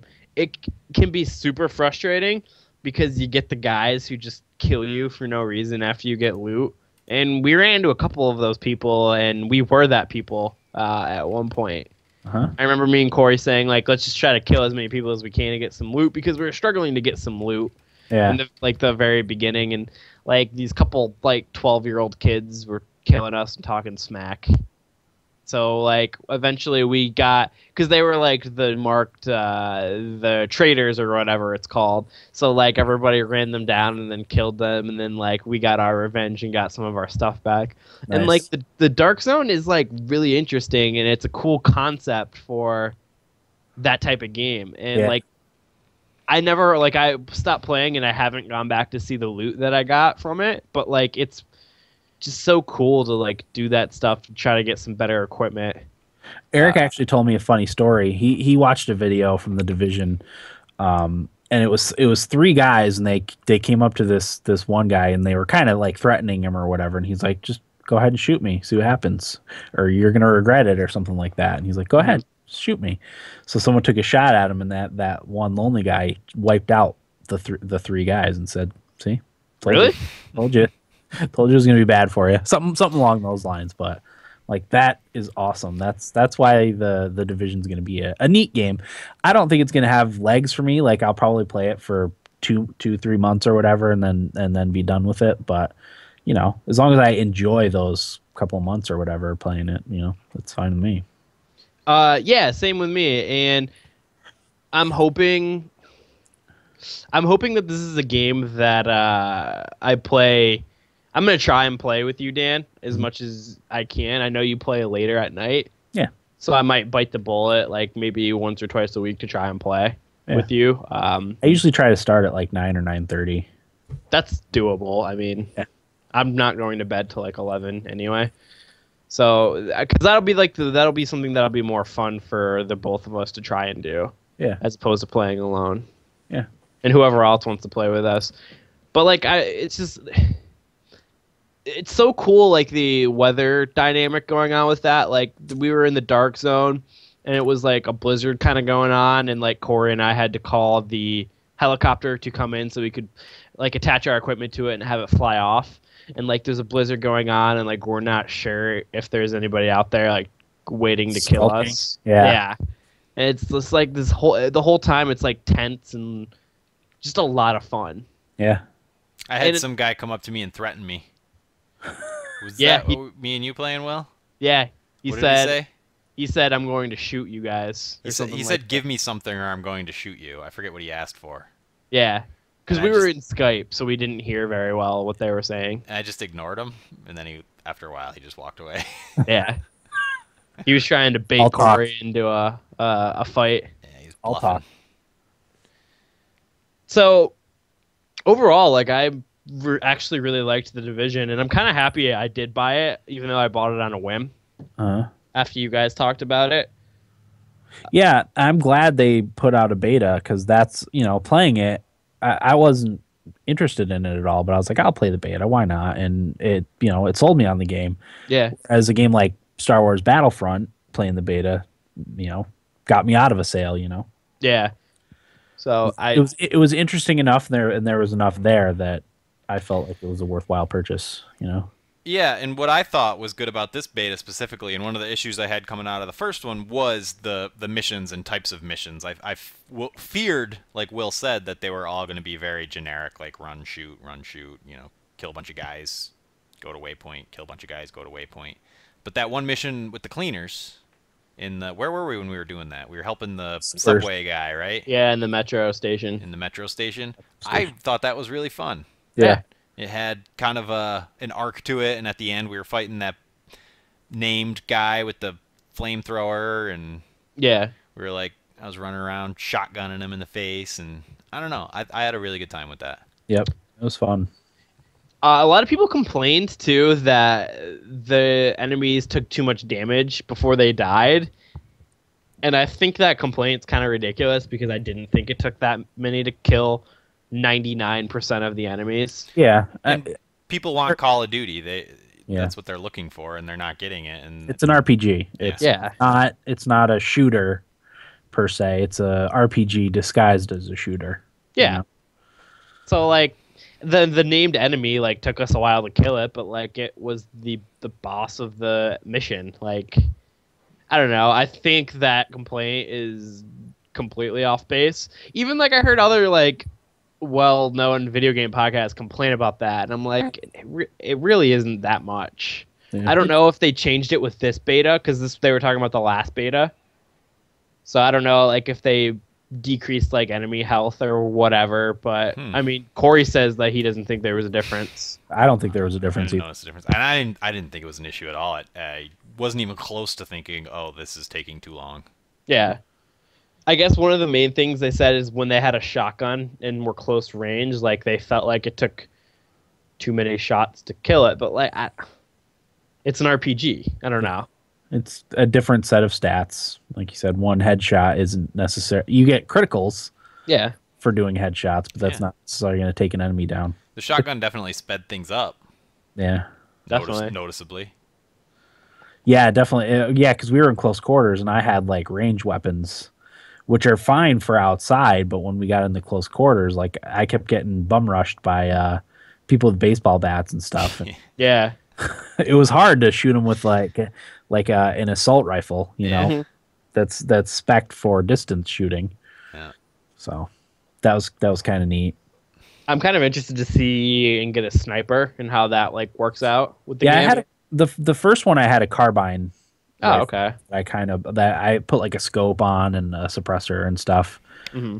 I mean, it worked fine. Like I was getting head one kill, one shot, one kill, headshot crits. Yeah. So you can wipe enemies really like even fast. So. Yeah, it wasn't any named ones or even the purple ones. I couldn't kill in one shot, but you know your standard bad guy I could take out in one shot. So aim effectively, people. Don't just complain. Yeah. And yeah, idiots. And another thing is like playing the beta, there seemed to be a lot with the base building stuff because you only got to build 2 things, and there is a lot of different like parts to be built and the 3 different sections of the base. And there was crafting and like perks that there weren't even in the beta. So like there's even more to that game. Like how varied all of that will be, I don't know, but there seems to be a lot there. So let me ask you guys this then: why do you think they left so much out of the beta? I'm not sure about that either, because I like, as someone who's into crafting in games, I would have loved to see what they would do with it. I mean, ultimately, it didn't affect my opinion of the game, but I would at least like to have seen how it worked. Yeah. You know? As somebody who I don't like to play betas for games because I don't like playing the beginning of the games multiple times, getting burnt out on it and like messing with all the systems before the game comes out. Like with Destiny, I didn't like Destiny when it first came out because I had played through the beginning throughout the 3 different betas they had. So this one, it was nice that they kept out a lot of the stuff in the game, so there'll be more for me to do in the beginning when the full game launches. Yeah. That's hopeful. I don't know if they'll screw it up somehow, though. So I don't. That's just for me as somebody who's A, hopeful on the game, and B, doesn't like too much of the game in the beta. Yeah. How does the servers work when it launches? That's another thing, yeah. We were also talking, just one more point on the Division in the chat, about friendly fire in the Dark Zone. Yeah, you got to be careful about that. Be a real issue. Yeah, you got to be careful because I guess you can't shoot your people in your party, but if you're like kind of cooperating with other people, not in your party, if you shoot them, then you get marked as a rogue. So you do have to be careful about that, which is kind of cool. Yeah, I guess it makes sense in the universe of the game, but it's I don't know. It's counterproductive, I think was the term somebody used in the chat. Yeah, sure, but how would you remedy that? Like, I don't know. Because in the game, like, yeah, you could be working with these people that are not, like I said, not in your party. You can't damage the people in your party, maybe grenade explosions or whatever, but like part of the fun of the game is like after you and those people team up to do whatever, turning on them and killing them, you know, like that's the threat of that is there. I don't know how you would, you know. Yeah, I guess their mild defense against that problem is that it's a short timer. If it's just friendly fire and you hit somebody, you're only rogue for... Rather than if you kill somebody. Yeah, you're only rogue for a dozen seconds or something like that. I don't remember specifically. Could even be less than that. Yeah, it's not very long. And I think there was actually a time where I friendly fired somebody. It was the very first time, like the first 10 minutes we were in the Dark Zone. Well, that time I got killed.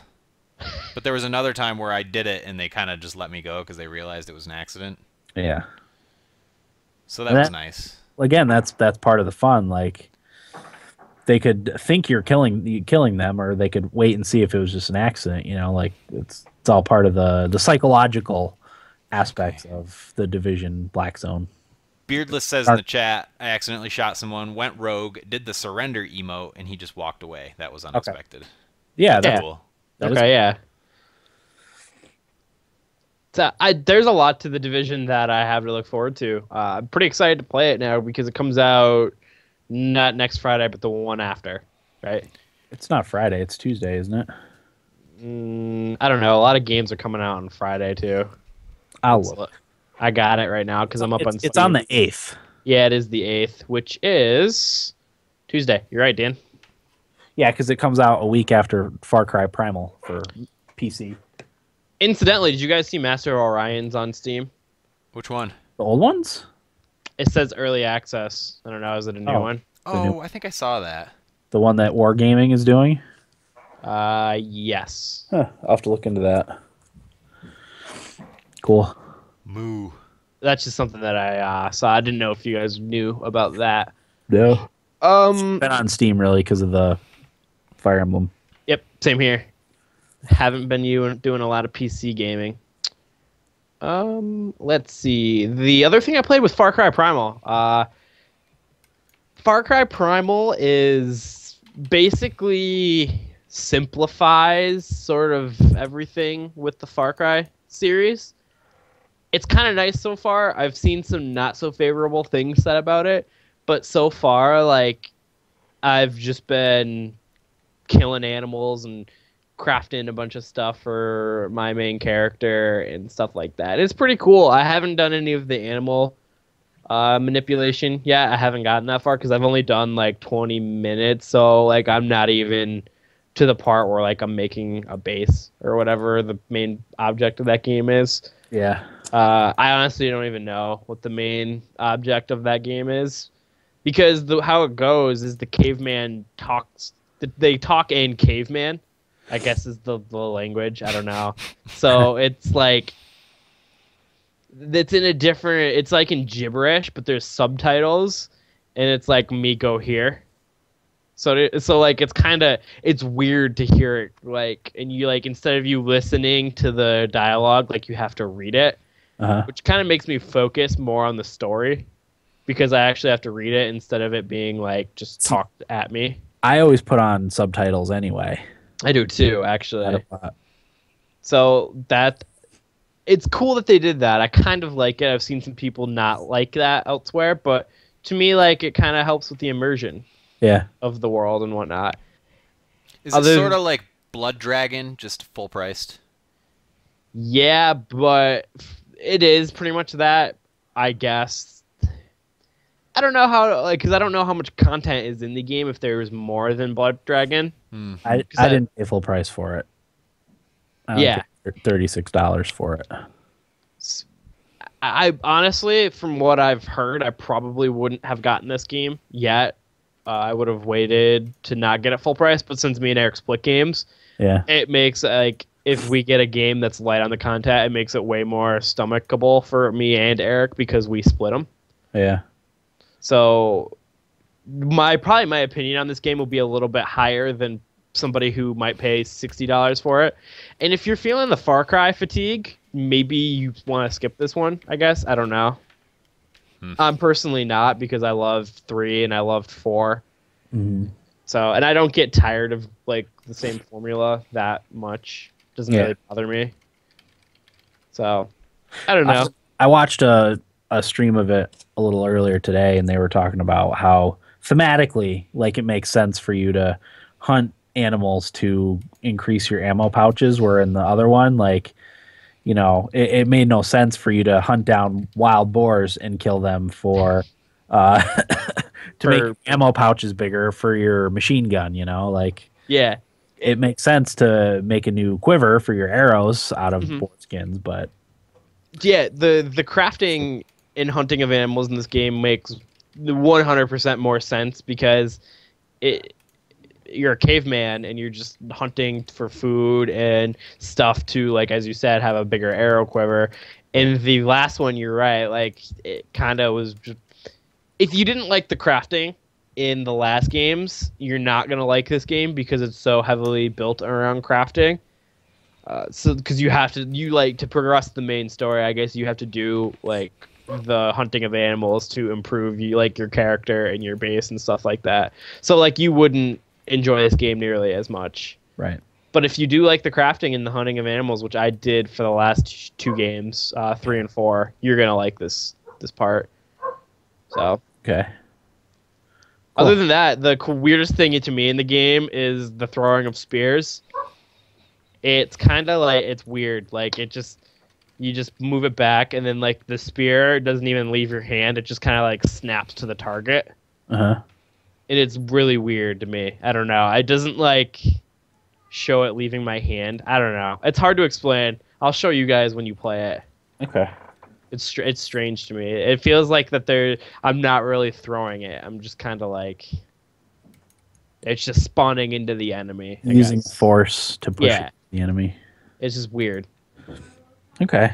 Other than that, I'm really excited for Twilight Princess. I forgot this was coming out until recently, and now I'm really excited. When did it come out? Next Friday. Okay. Are you getting it? Yeah, I just pre-ordered it because it comes. I got it for $49.99 with the Wolf Link amiibo. Cool. So, did you Amazon Prime? Yeah. And it gave you the discount and everything? Yeah. Okay, good. I was just curious. Mm-hmm. Because there's that, and then the Best Buy thing is a good deal. It's the same 20% off, like for physical copies of games. It's a great deal. Oh, is it? Is it? It's probably around the same then, right? For money wise. Yeah. It comes out to be the same. Okay. Price. Yeah, Twilight Princess is my favorite Zelda of all time. So I'm really excited to go back and play this one because the Wind Waker remaster was incredible. Yeah, it was really good. So yeah, other than that, like I've got a lot of stuff to play right now. Okay. What do you got, Corey? Well, the usuals, Hearthstone and Rocket League. Yeah, we could talk Rocket League. We played that. Oh yeah, we did. We played a lot over the weekend.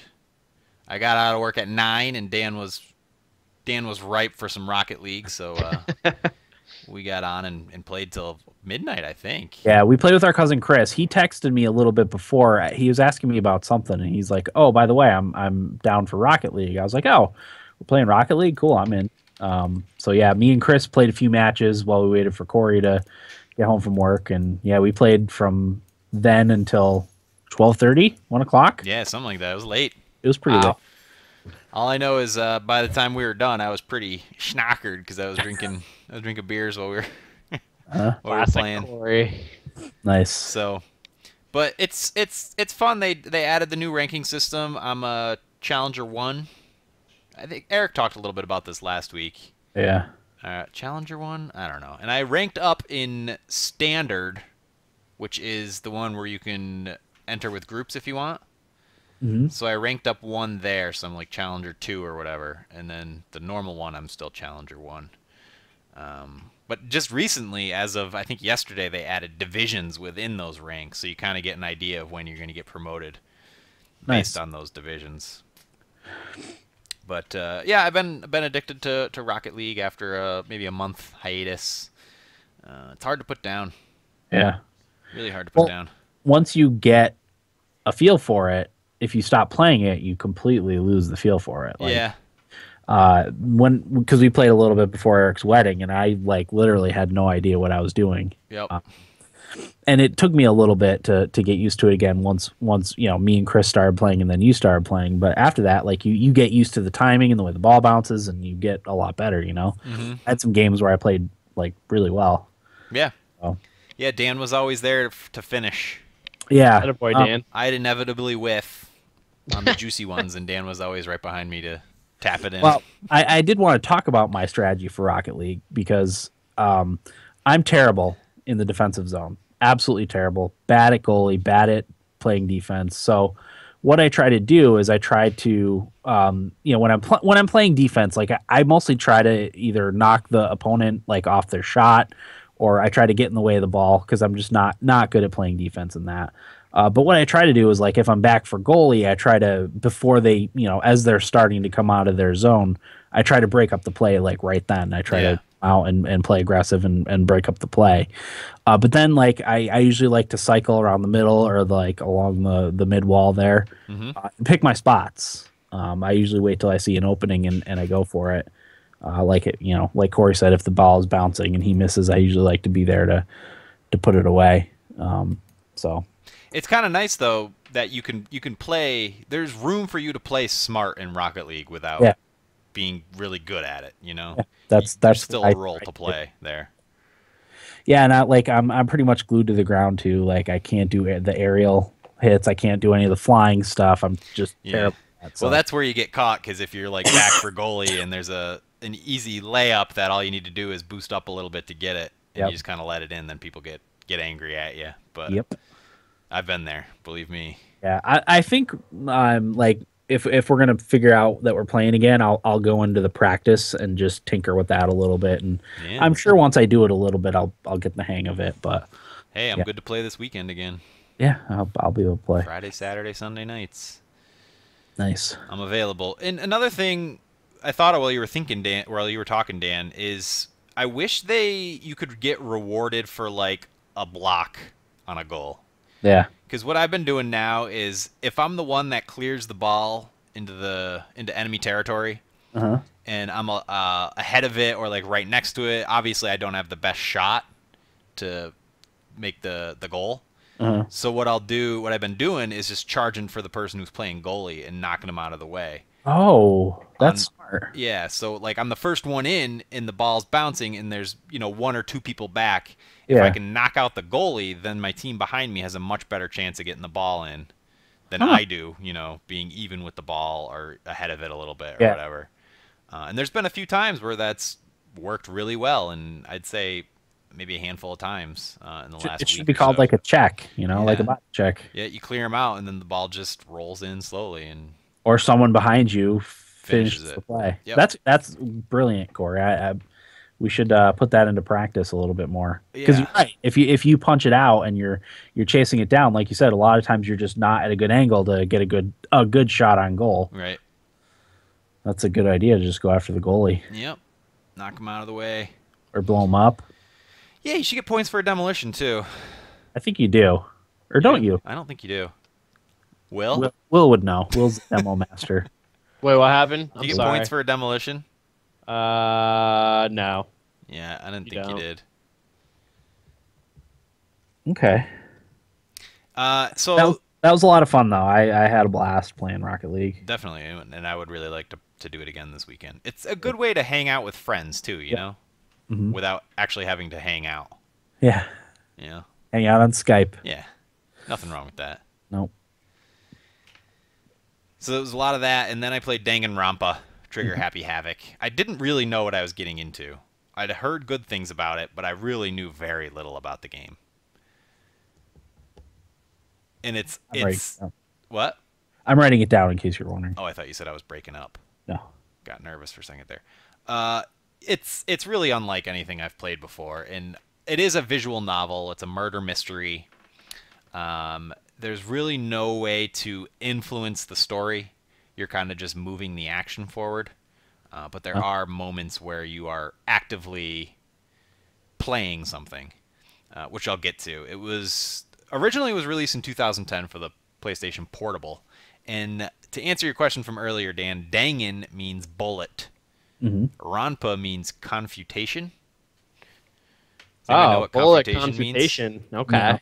No idea. All right. Well, a synonym for confutation is refutation, disproof, denial, negation.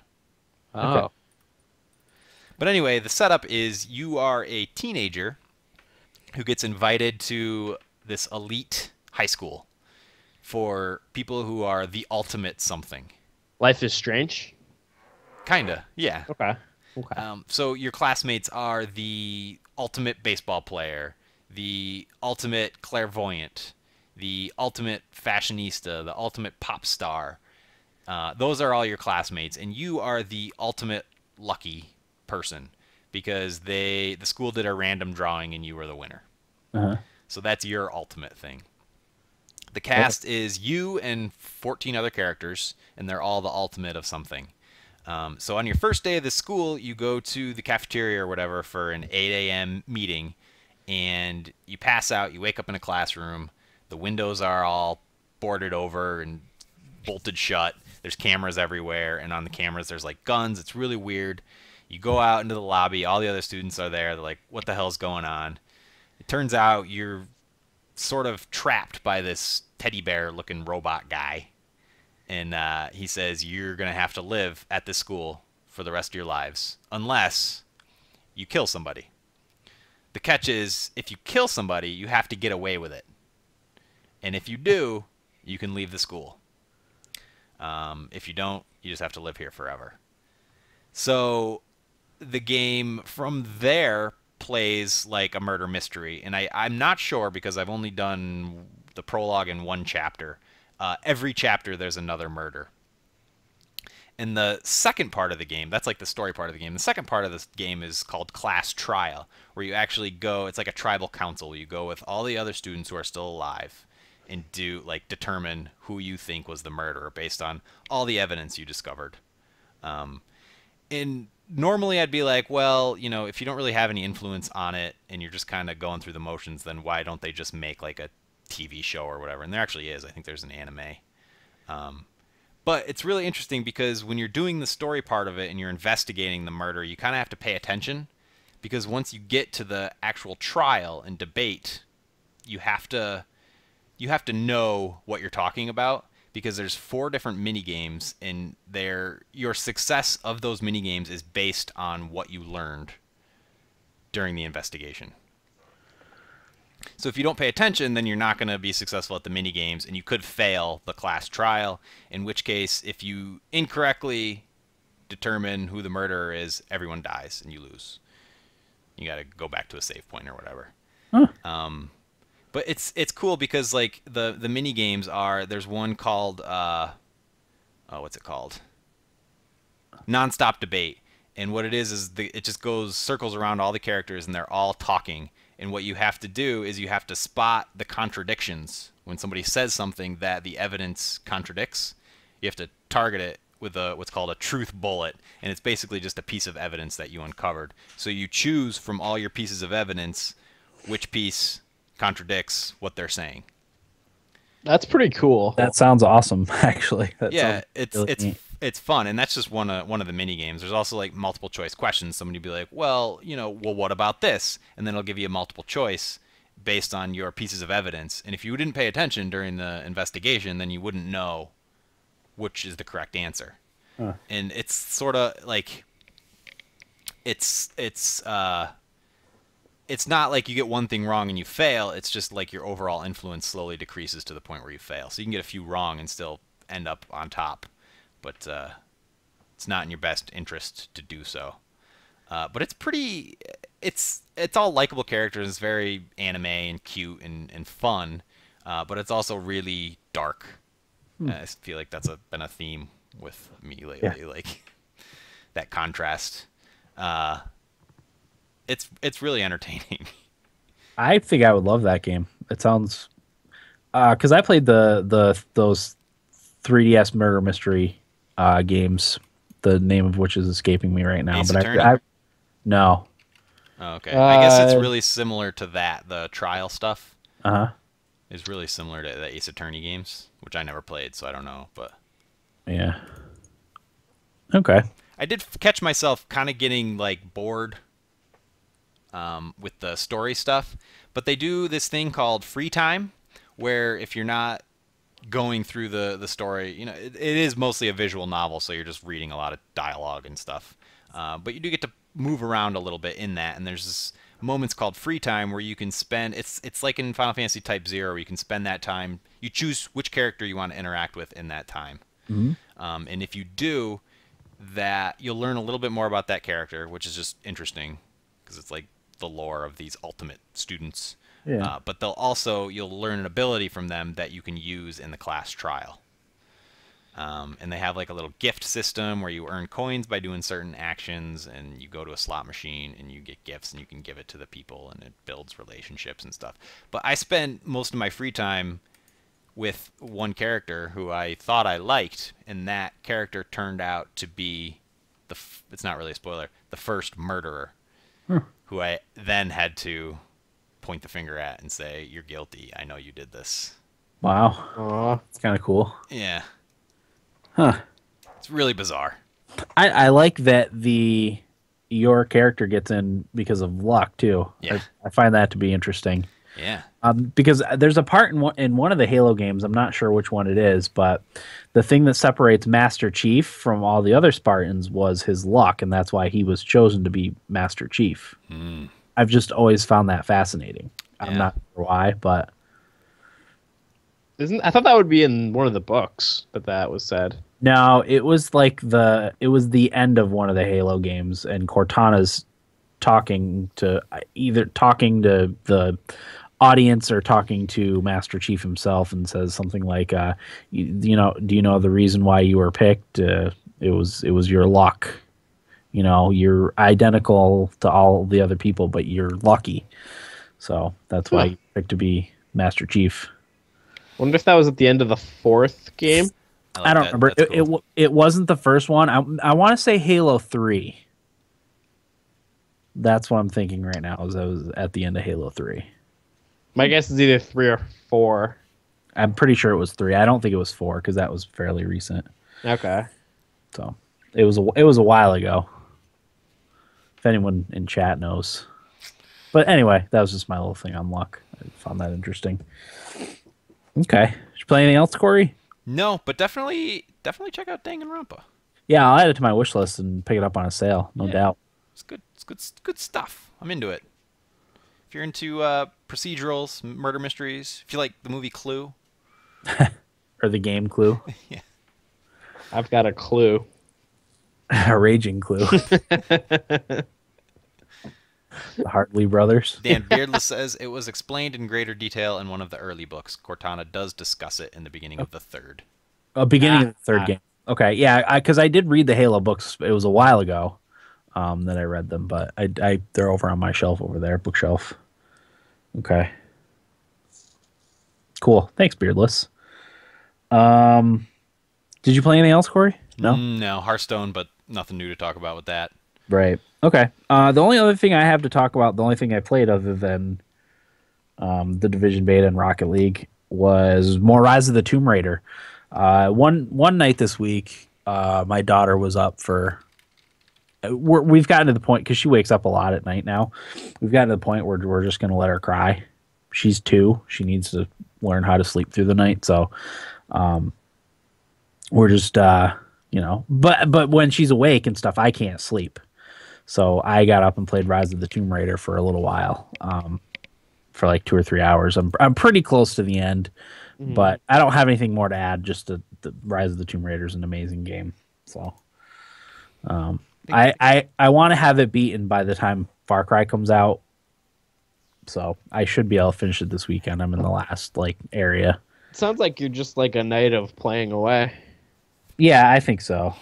I think probably like an hour or 2, and I'll have it finished. Like I said, I tried to do a lot of the side stuff, collecting all the relics and documents, and I got most of them. I'd like to try to collect all of them, but some stuff I missed, and I don't know if I can go back and get it or not. Yeah. The parts in Syria, I think you can go back and get. Maybe after you get it. I think you can fast travel. Not to Syria. No, not to Syria. Nope, there's no campfire there. Oh, yeah, you're right. Okay. So, but yeah, awesome game. Absolutely love it. And that's everything, I think. Should we get right into feedback? Might as well, right? Yeah. Can I just take 2? I'll be right back. Yeah, of course. You guys can get started. I'll be 2 seconds. Okay. I have feedback on my phone. I sent you an email, Dan, with all the feedback. Yep, I got it. All right. Okay.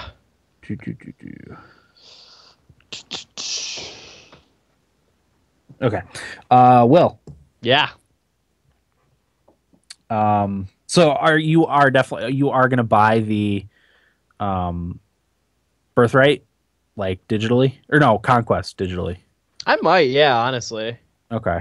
I wonder if I buy Birthright digitally, if I need to still have Conquest, or if it's just there digitally. It's just there digitally. Okay, good. Because if you still wanted to borrow my Conquest, that's fine as long as I can play the other one. Yeah. No, yeah, it just stays there digitally. Okay. Yeah, I wanted to touch base with you on that, and I know if I didn't remember to do it now, I would forget. Yeah, so. I gotcha. We'll figure all that out. Yeah, and I'll definitely be getting Revelations too when that comes out. Me too. Is the Fire Emblem Fates gonna count as 3 different beaten games if you beat all of them? Of course. Yeah. 3 whole long strategy RPGs. I like it. Only counts for 3 games. Okay. Right, Corey? Yeah. Okay. Feedback. Oh, let me get the time.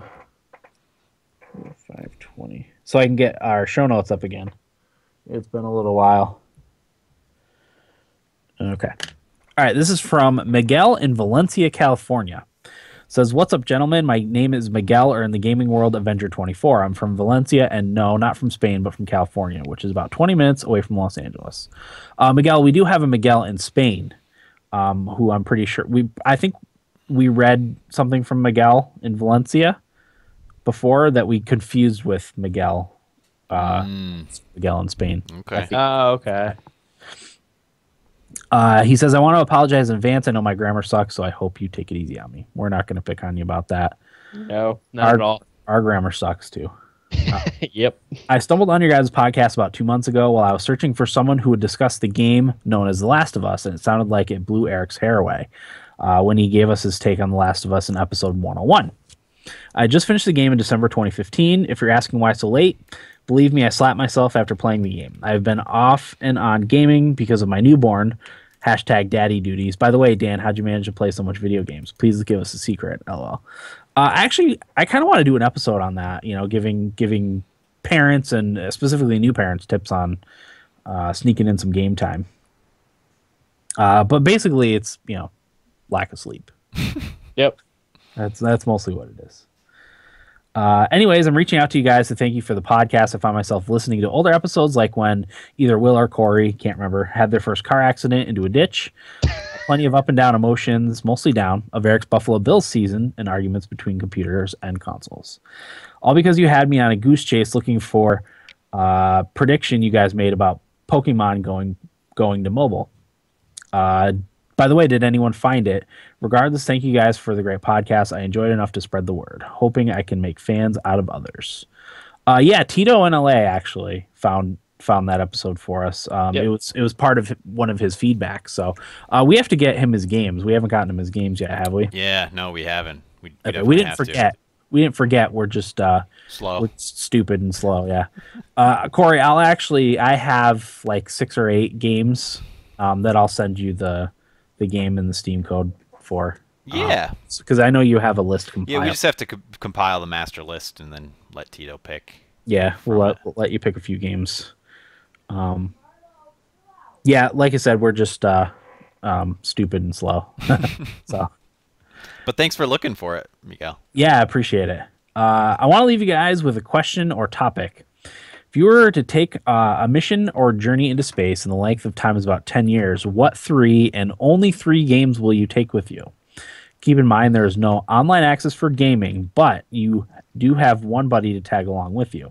If you want to argue or debate on who you would take with you or leave it for another topic, but I'm more curious of what games you guys would pick. Here are my 3 games. I suggest you guys pick your own before reading mine. Final Fantasy Tactics, Final Fantasy 7, Final Fantasy 6. No. I'm just kidding. Final Fantasy Tactics would definitely be there. Of the Final Fantasies, that would be the closest one to making my list. I don't know if it would, though. Really? Yeah, because I don't know. I was thinking about it earlier today. You kind of want something you can peel back the layers on. Mm-hmm. I can tell you one of my games would be Crusader Kings 2. Specifically because of how different that game can end up every time you play it. Just pick one little area that you start in. If you pick a different area, the game's going to play 100% different. Yeah. Every time. So that would be one of my games, definitely, is Crusader Kings 2. Hopefully with all the DLC, too, because that adds more stuff. That would be good. He said no internet, right? No internet, yep. Okay. A game like The Binding of Isaac. Super difficult with a ton of secrets and replayability. Something like that would be pretty good for 10 years. Yeah, I would try to cover different things. Like I said, I would have Crusader Kings 2, but I would want like a multiplayer game that I could play with a buddy of mine, like you said we could bring. So I don't know. Mario Kart? Probably like Smash Brothers. Yeah, I'd probably take Smash Brothers as another one. So Crusader Kings 2, Smash Brothers. 10 years of Smash Brothers? Sure. It's a game. You know, if you have something to play with, like, it's just... What games are you thinking, Corey? I don't know, man. Definitely need like a building... Terraria. Maybe like a voxel game. Like a Minecraft. Yeah, although Minecraft wouldn't be my first pick just because I'm not super familiar with it. Yeah. Terraria. Terraria would be nice. I'm going Crusader Kings 2, Smash Brothers. I would need an RPG. I'm going to go with an old RPG. Something like, dang it, like Baldur's Gate. Something long and hard. That's what she said. Yeah, something I haven't played, something that has a pretty lengthy game, like an old RPG, like Baldur's Gate 2. Something like that, I think, would be my third game. I was thinking like something, I know we can't do multiplayer, but what popped into my head was something that I could spend those 10 years getting wicked good at. Mm-hmm. So when I was able to, I could make money doing it. When you come back? Yeah. Okay. Yeah. Will, do you have your third game? I don't know. It's a good question. I want a game. I don't know if I want an RTS or like another like RPG, like a game like Diablo or one of the Fallout or a Skyrim. Diablo would be a good one because you could do your hardcore mode and see how far you take it. Yeah, maybe Diablo would be one I would probably take. Mm-hmm. Yeah, I'll go Diablo 3. Corey? I'm going to go, I'll say The Binding of Isaac. I've never even played it. Terraria. What's that last one? Probably like an Elder Scrolls game. Something with just a ton of lore. Uh-huh. So you could spend all the time reading the books? Yeah, spend all the time reading the books. Like, get to know every character in each town and what they do. And I don't know. I think something like that would be cool. Yeah. Yeah. Okay. Will, what were your three games? Final Fantasy Tactics, Smash Brothers, and then Diablo 3. Okay. Yeah, I'm Crusader Kings 2.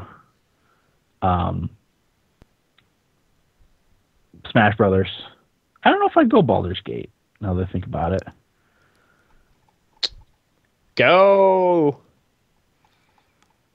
Torchlight. The first Torchlight. Here's Miguel's three games. He's doing Grand Theft Auto 5, FIFA, and Final Fantasy 7. He says, I honestly haven't played Grand Theft Auto 5, but I know the game has a lot to offer, like racing, flying, shooting, story, etc. Reason for FIFA is because I need some sport game to keep me going, and FIFA can be challenging even for the top players. And Final Fantasy 7 mainly because I love that game and story. So let's hear your choices, and I'm sure your fans will love to hear it. Once again, thank you, and I will continue to support your podcast. Avenger out. Thanks, Miguel. It's nice to hear from you. Yeah. I would have to do some thinking on my third game. It would definitely be in like an older RPG with a lot of length to it. I'll think about it and hopefully get back next week. Final Fantasy. Crusader Kings 2. No, because those are short. Like even Final Fantasy 6, if you know what you're doing, you can beat it in like 20 hours. Oh, that's long. Yeah, it's not as long as we all remember it, which is. I would say Final Fantasy 7's pretty long. Yeah, I think that one, even though, is only like 30 or 35 hours. We're going to the how long. Yeah, look up how long to beat. I don't think it's super long. I think when I was at doing my speed run, sort of Final Fantasy VI, I was at the floating continent in like 3 hours. Yeah. 40. 38 to 40. Yeah. It seems so I guess you're right. It's longer, not super long still. This is Dan who sent this into our website. He says, just a heads up, Pokemon Revolution Online. It might not last long because it's not Nintendo doing it, so they might take it down, but it's still a Pokemon MMO is amazing. So thank you for that. Pokemon Revolution Online. Yep. So if you're interested in a Pokemon MMO, look into that. There it is. Yep. Andy in Germany says Fallout 3 wasn't banned in Germany. They released a low violence version, and the uncut was adult only. So gotcha. All that. Yes, thank you. I'm glad to hear it wasn't banned outright. I hate hearing that. Maybe. I think probably what he means by a low violence version is not the exploding heads and exploding, blowing limbs off and stuff. Probably just people people getting just shot, Then was it banned in India then? In Australia? Was that the two countries it was banned in? Probably. Australia likes to ban games. If we have any Australians listening to us, you could clarify that for us too. But I know they like to ban things or censor things too a lot of times. Saudi Arabia. That's not a surprise. Banned. I'd be surprised if it was even available like in Saudi Arabia,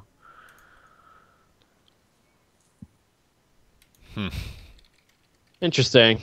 Yeah. So then Bethesda went through the effort to get the normal game out there. Is that what that was about then? Yeah, must be. Which is good. Wonder if they're doing a remaster. We're not fans of censorship on this podcast, are we? Yeah, not at all. Okay. So thanks for that, Andy in Germany, Andreas. Tito from LA says, I played some of the beta for The Division, and I might buy it to play with some old Destiny peeps. So while going online looking for cheap prices for the game, I went ahead and checked out cdkeys.com, a place I've bought a couple games from with great prices. That's when I saw Rise of the Tomb Raider for PC for $33. I jumped at it because I've been wanting to play that game. Rise of the Tomb Raider looks great. I'll be putting serious hours into that game this weekend. Good to see Rocket League getting some love from ESPN, and also I saw today their Batmobile announcement. That will be DLC I will buy once it comes out. I don't think we talked about that. Eric usually keeps us posted on Rocket League stuff, but yeah, they're putting the Batmobile in Rocket League for the Batman versus Superman movie. Looks pretty cool. I would buy that just because it looks so awesome. What's this ESPN and Rocket League thing? I don't know. That. I don't know. I didn't hear about that either. I just typed it into YouTube and nothing's coming up. Okay. Oh, on ESPN Esports. Oh, like a show about it. I think it's. I don't think it's on the. I think it's just on their esports channel on their website. It's a good fit because it's a sport, Sure. So. He says, I blame being an adult with a job to my gaming problems. I can't ever finish a game because I can buy games without having to go through the parents now. When you're a child, you have to convince your parents to buy you a game. Only one game. It's a hard sell if you try to push 2 or 3 games on them, so you dedicate all your energy into convincing your parents on this one game, and when you finally get it, you're so excited and you play the shit out of it. Now that I live on my own and make money, it's like I have gamer ADD. Any game that's out and I'm interested in, if I see it on sale, I'll buy it. Just a couple weeks ago, I bought a few games.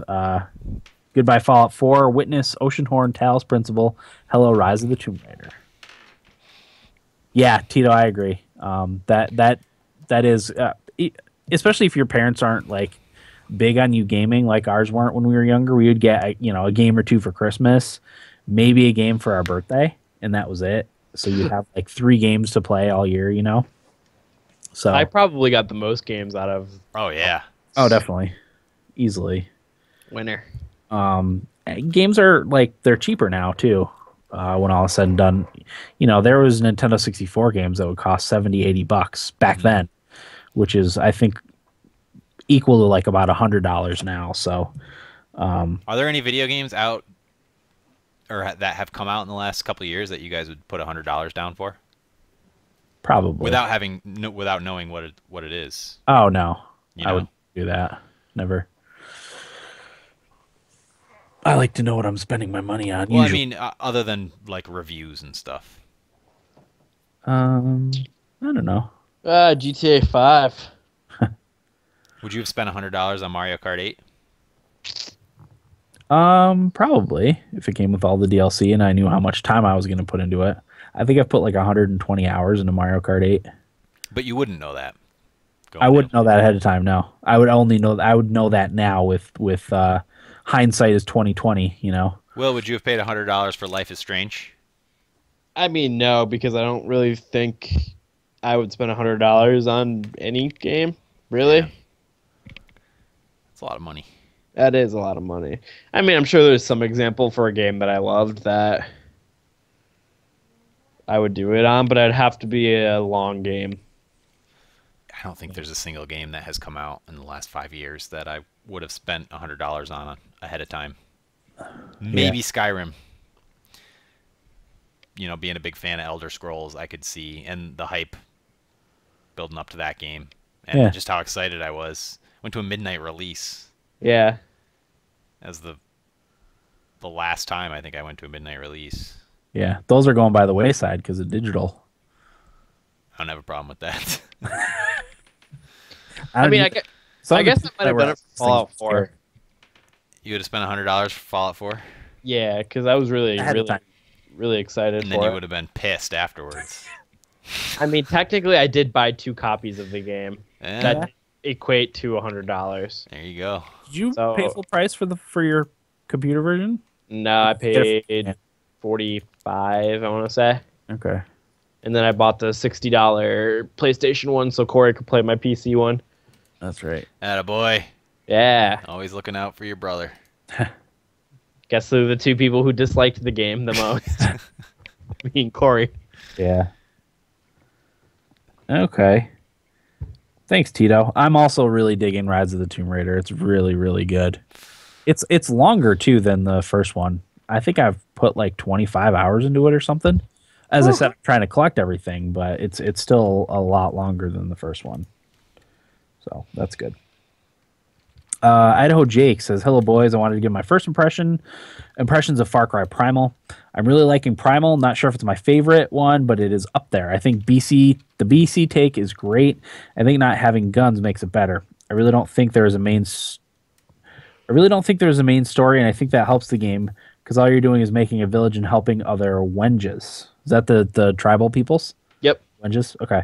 Hey, they do have fast travel, but I never use it unless I'm saving and quitting the game for the night. Of course, my favorite part is taming the animals. Right now, I have an owl that I can send to scope out outposts, and I just got a tiger that likes to kill bad guys and eat them. One crazy thing is the animals will pee if you don't move. I like little details like that. That stuff's fun. I'm over 5 hours in and so far enjoying it a lot right now. It is a recommend. So cool. That's Jake's take on Far Cry Primal. I'm actually really looking forward to playing that next week. I'll wait for one of you jabronis to get it on PC. I have it on PC, or I will have it on PC. Oh, okay. On Uplay. Oh, on Uplay. Yeah. Yep. I have your login details. Yes, you do. Question of the week: because of the success of the movie of the year, Deadpool, which did 500 million worldwide, what superpower would you want? What is your superhero or villain name, and what is your origin story? So, for superpower, there would probably be 3 choices for me. Okay. I would love to breathe underwater. Mm-hmm. I love swimming and whatnot, and I like the whole being underwater thing. It sounds stupid now that I say it. No, I was just thinking... Have you heard the did you see the was it Family Guy? They make fun of Aquaman. Cuz like there's a crime going on land and Aquaman's just sitting in the water like just come in the water, I can take you down. Yeah, I know what you're talking about. That's pretty good. That's why I was laughing. I wasn't laughing. That I would also like to breathe underwater. That's. Oh, after I said it, I looked at Corey's face. Kind of just said it all, but I would still like to do that. I would also really like to talk to animals, just to see what is going on with them, and also just like being able to read. This is something that I probably wouldn't want, but I think it would be interesting. Would be able to read people's minds. Yeah. And what they're thinking, it'd probably be really dangerous, and I wouldn't want to know, because then there's just some things I don't want to know about people. But I feel like that'd be really interesting. For the name, I have no idea. That's the hard part. So you'd be a psychic merman. Psychic merman man. Well, Yeah. I would choose one of them. Oh. Because it has to be one, right? Yeah. What superpower would you want? I would go with invisibility. That would be what I would do. And all my if I was going to be a villain, I would probably just do it for my own personal benefit and not to hurt other people. You know, it would be to rob a bank so I could I would be invisible and I would want to rob a bank or whatever and hole myself up someplace in the woods with no one around, you know. I would be recluse man. Hollow man. Hollow Dan. Kind of like Hollow Man. I would need to come up with my own name. I would be Recluse Man. Hollow Dan. Hollow Dan, yeah. Yeah, that's good. Yeah, it would be all for my own personal benefit, and I wouldn't want to hurt anybody because that's just not my thing, you know. Come on. Yeah. You want to hurt anybody? Not really.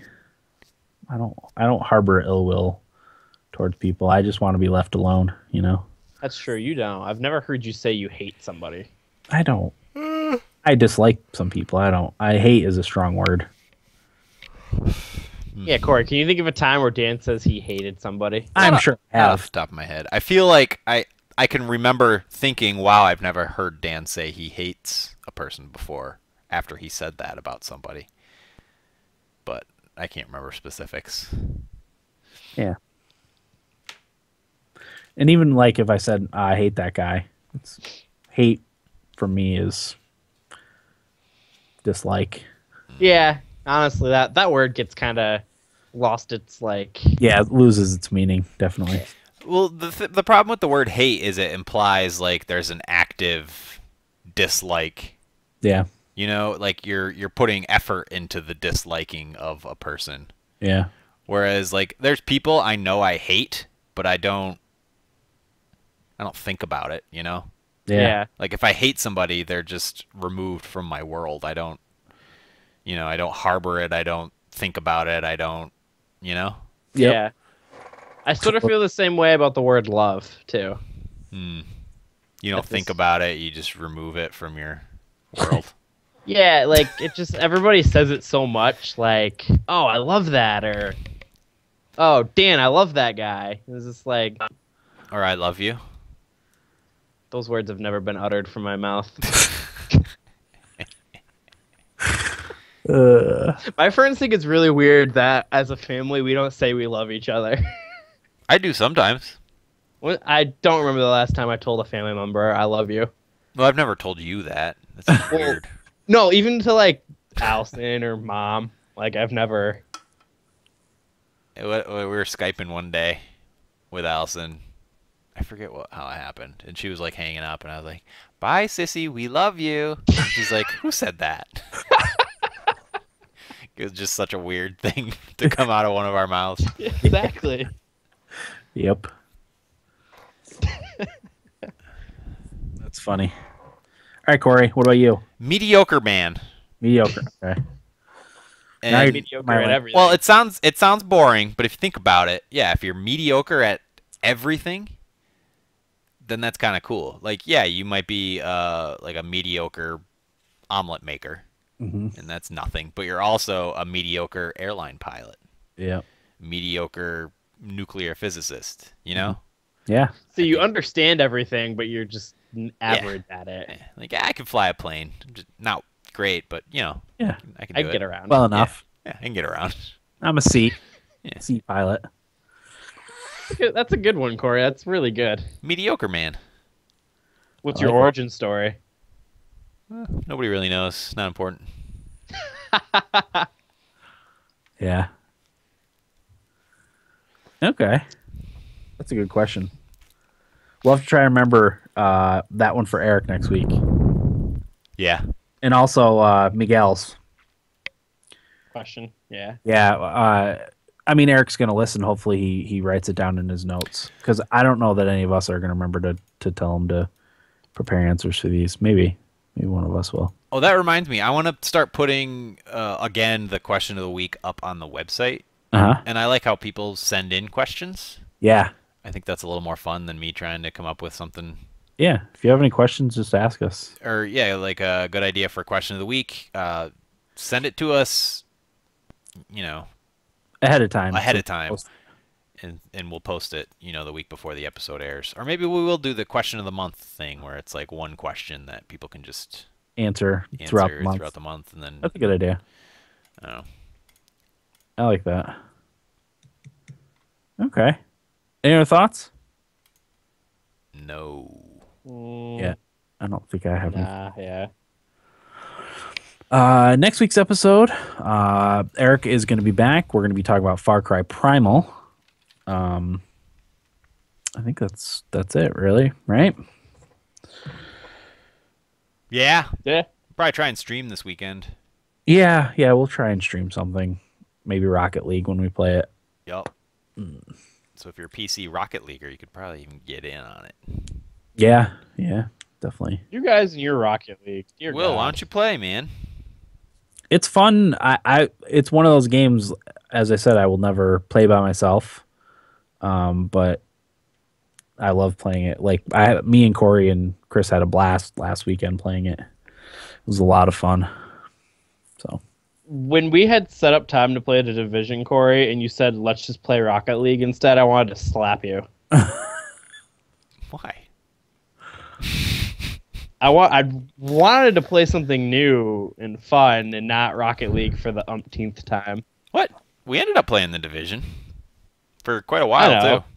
Yeah, but when you were like, I'd rather just play Rocket League instead, I was like, God. Man, I was in the zone. Maybe I secretly just hate Rocket League. Why? How can you hate Rocket League? I don't hate it. I just don't want to play it all the time. There's been some server issues. I had lots of lagging out issues, and I wasn't the only one. Like everybody would get kicked from the game and then brought back in. Yeah. And the score would be registered, but all the stats would be gone. Huh. Hopefully they sort that. Bizarre. But I think the matchmaking has gotten a lot better. Right. Yeah, I would say that when we first started playing, because we won like 8 games in a row or whatever when we first started playing. And then we just started losing. Yep. Okay. That'll do it for episode 240 of the Thumbstick Athletes podcast. I'm your host, Dan. Well, Corey. Thanks for listening, and get out of my basement. Don't forget to write down time, Dan.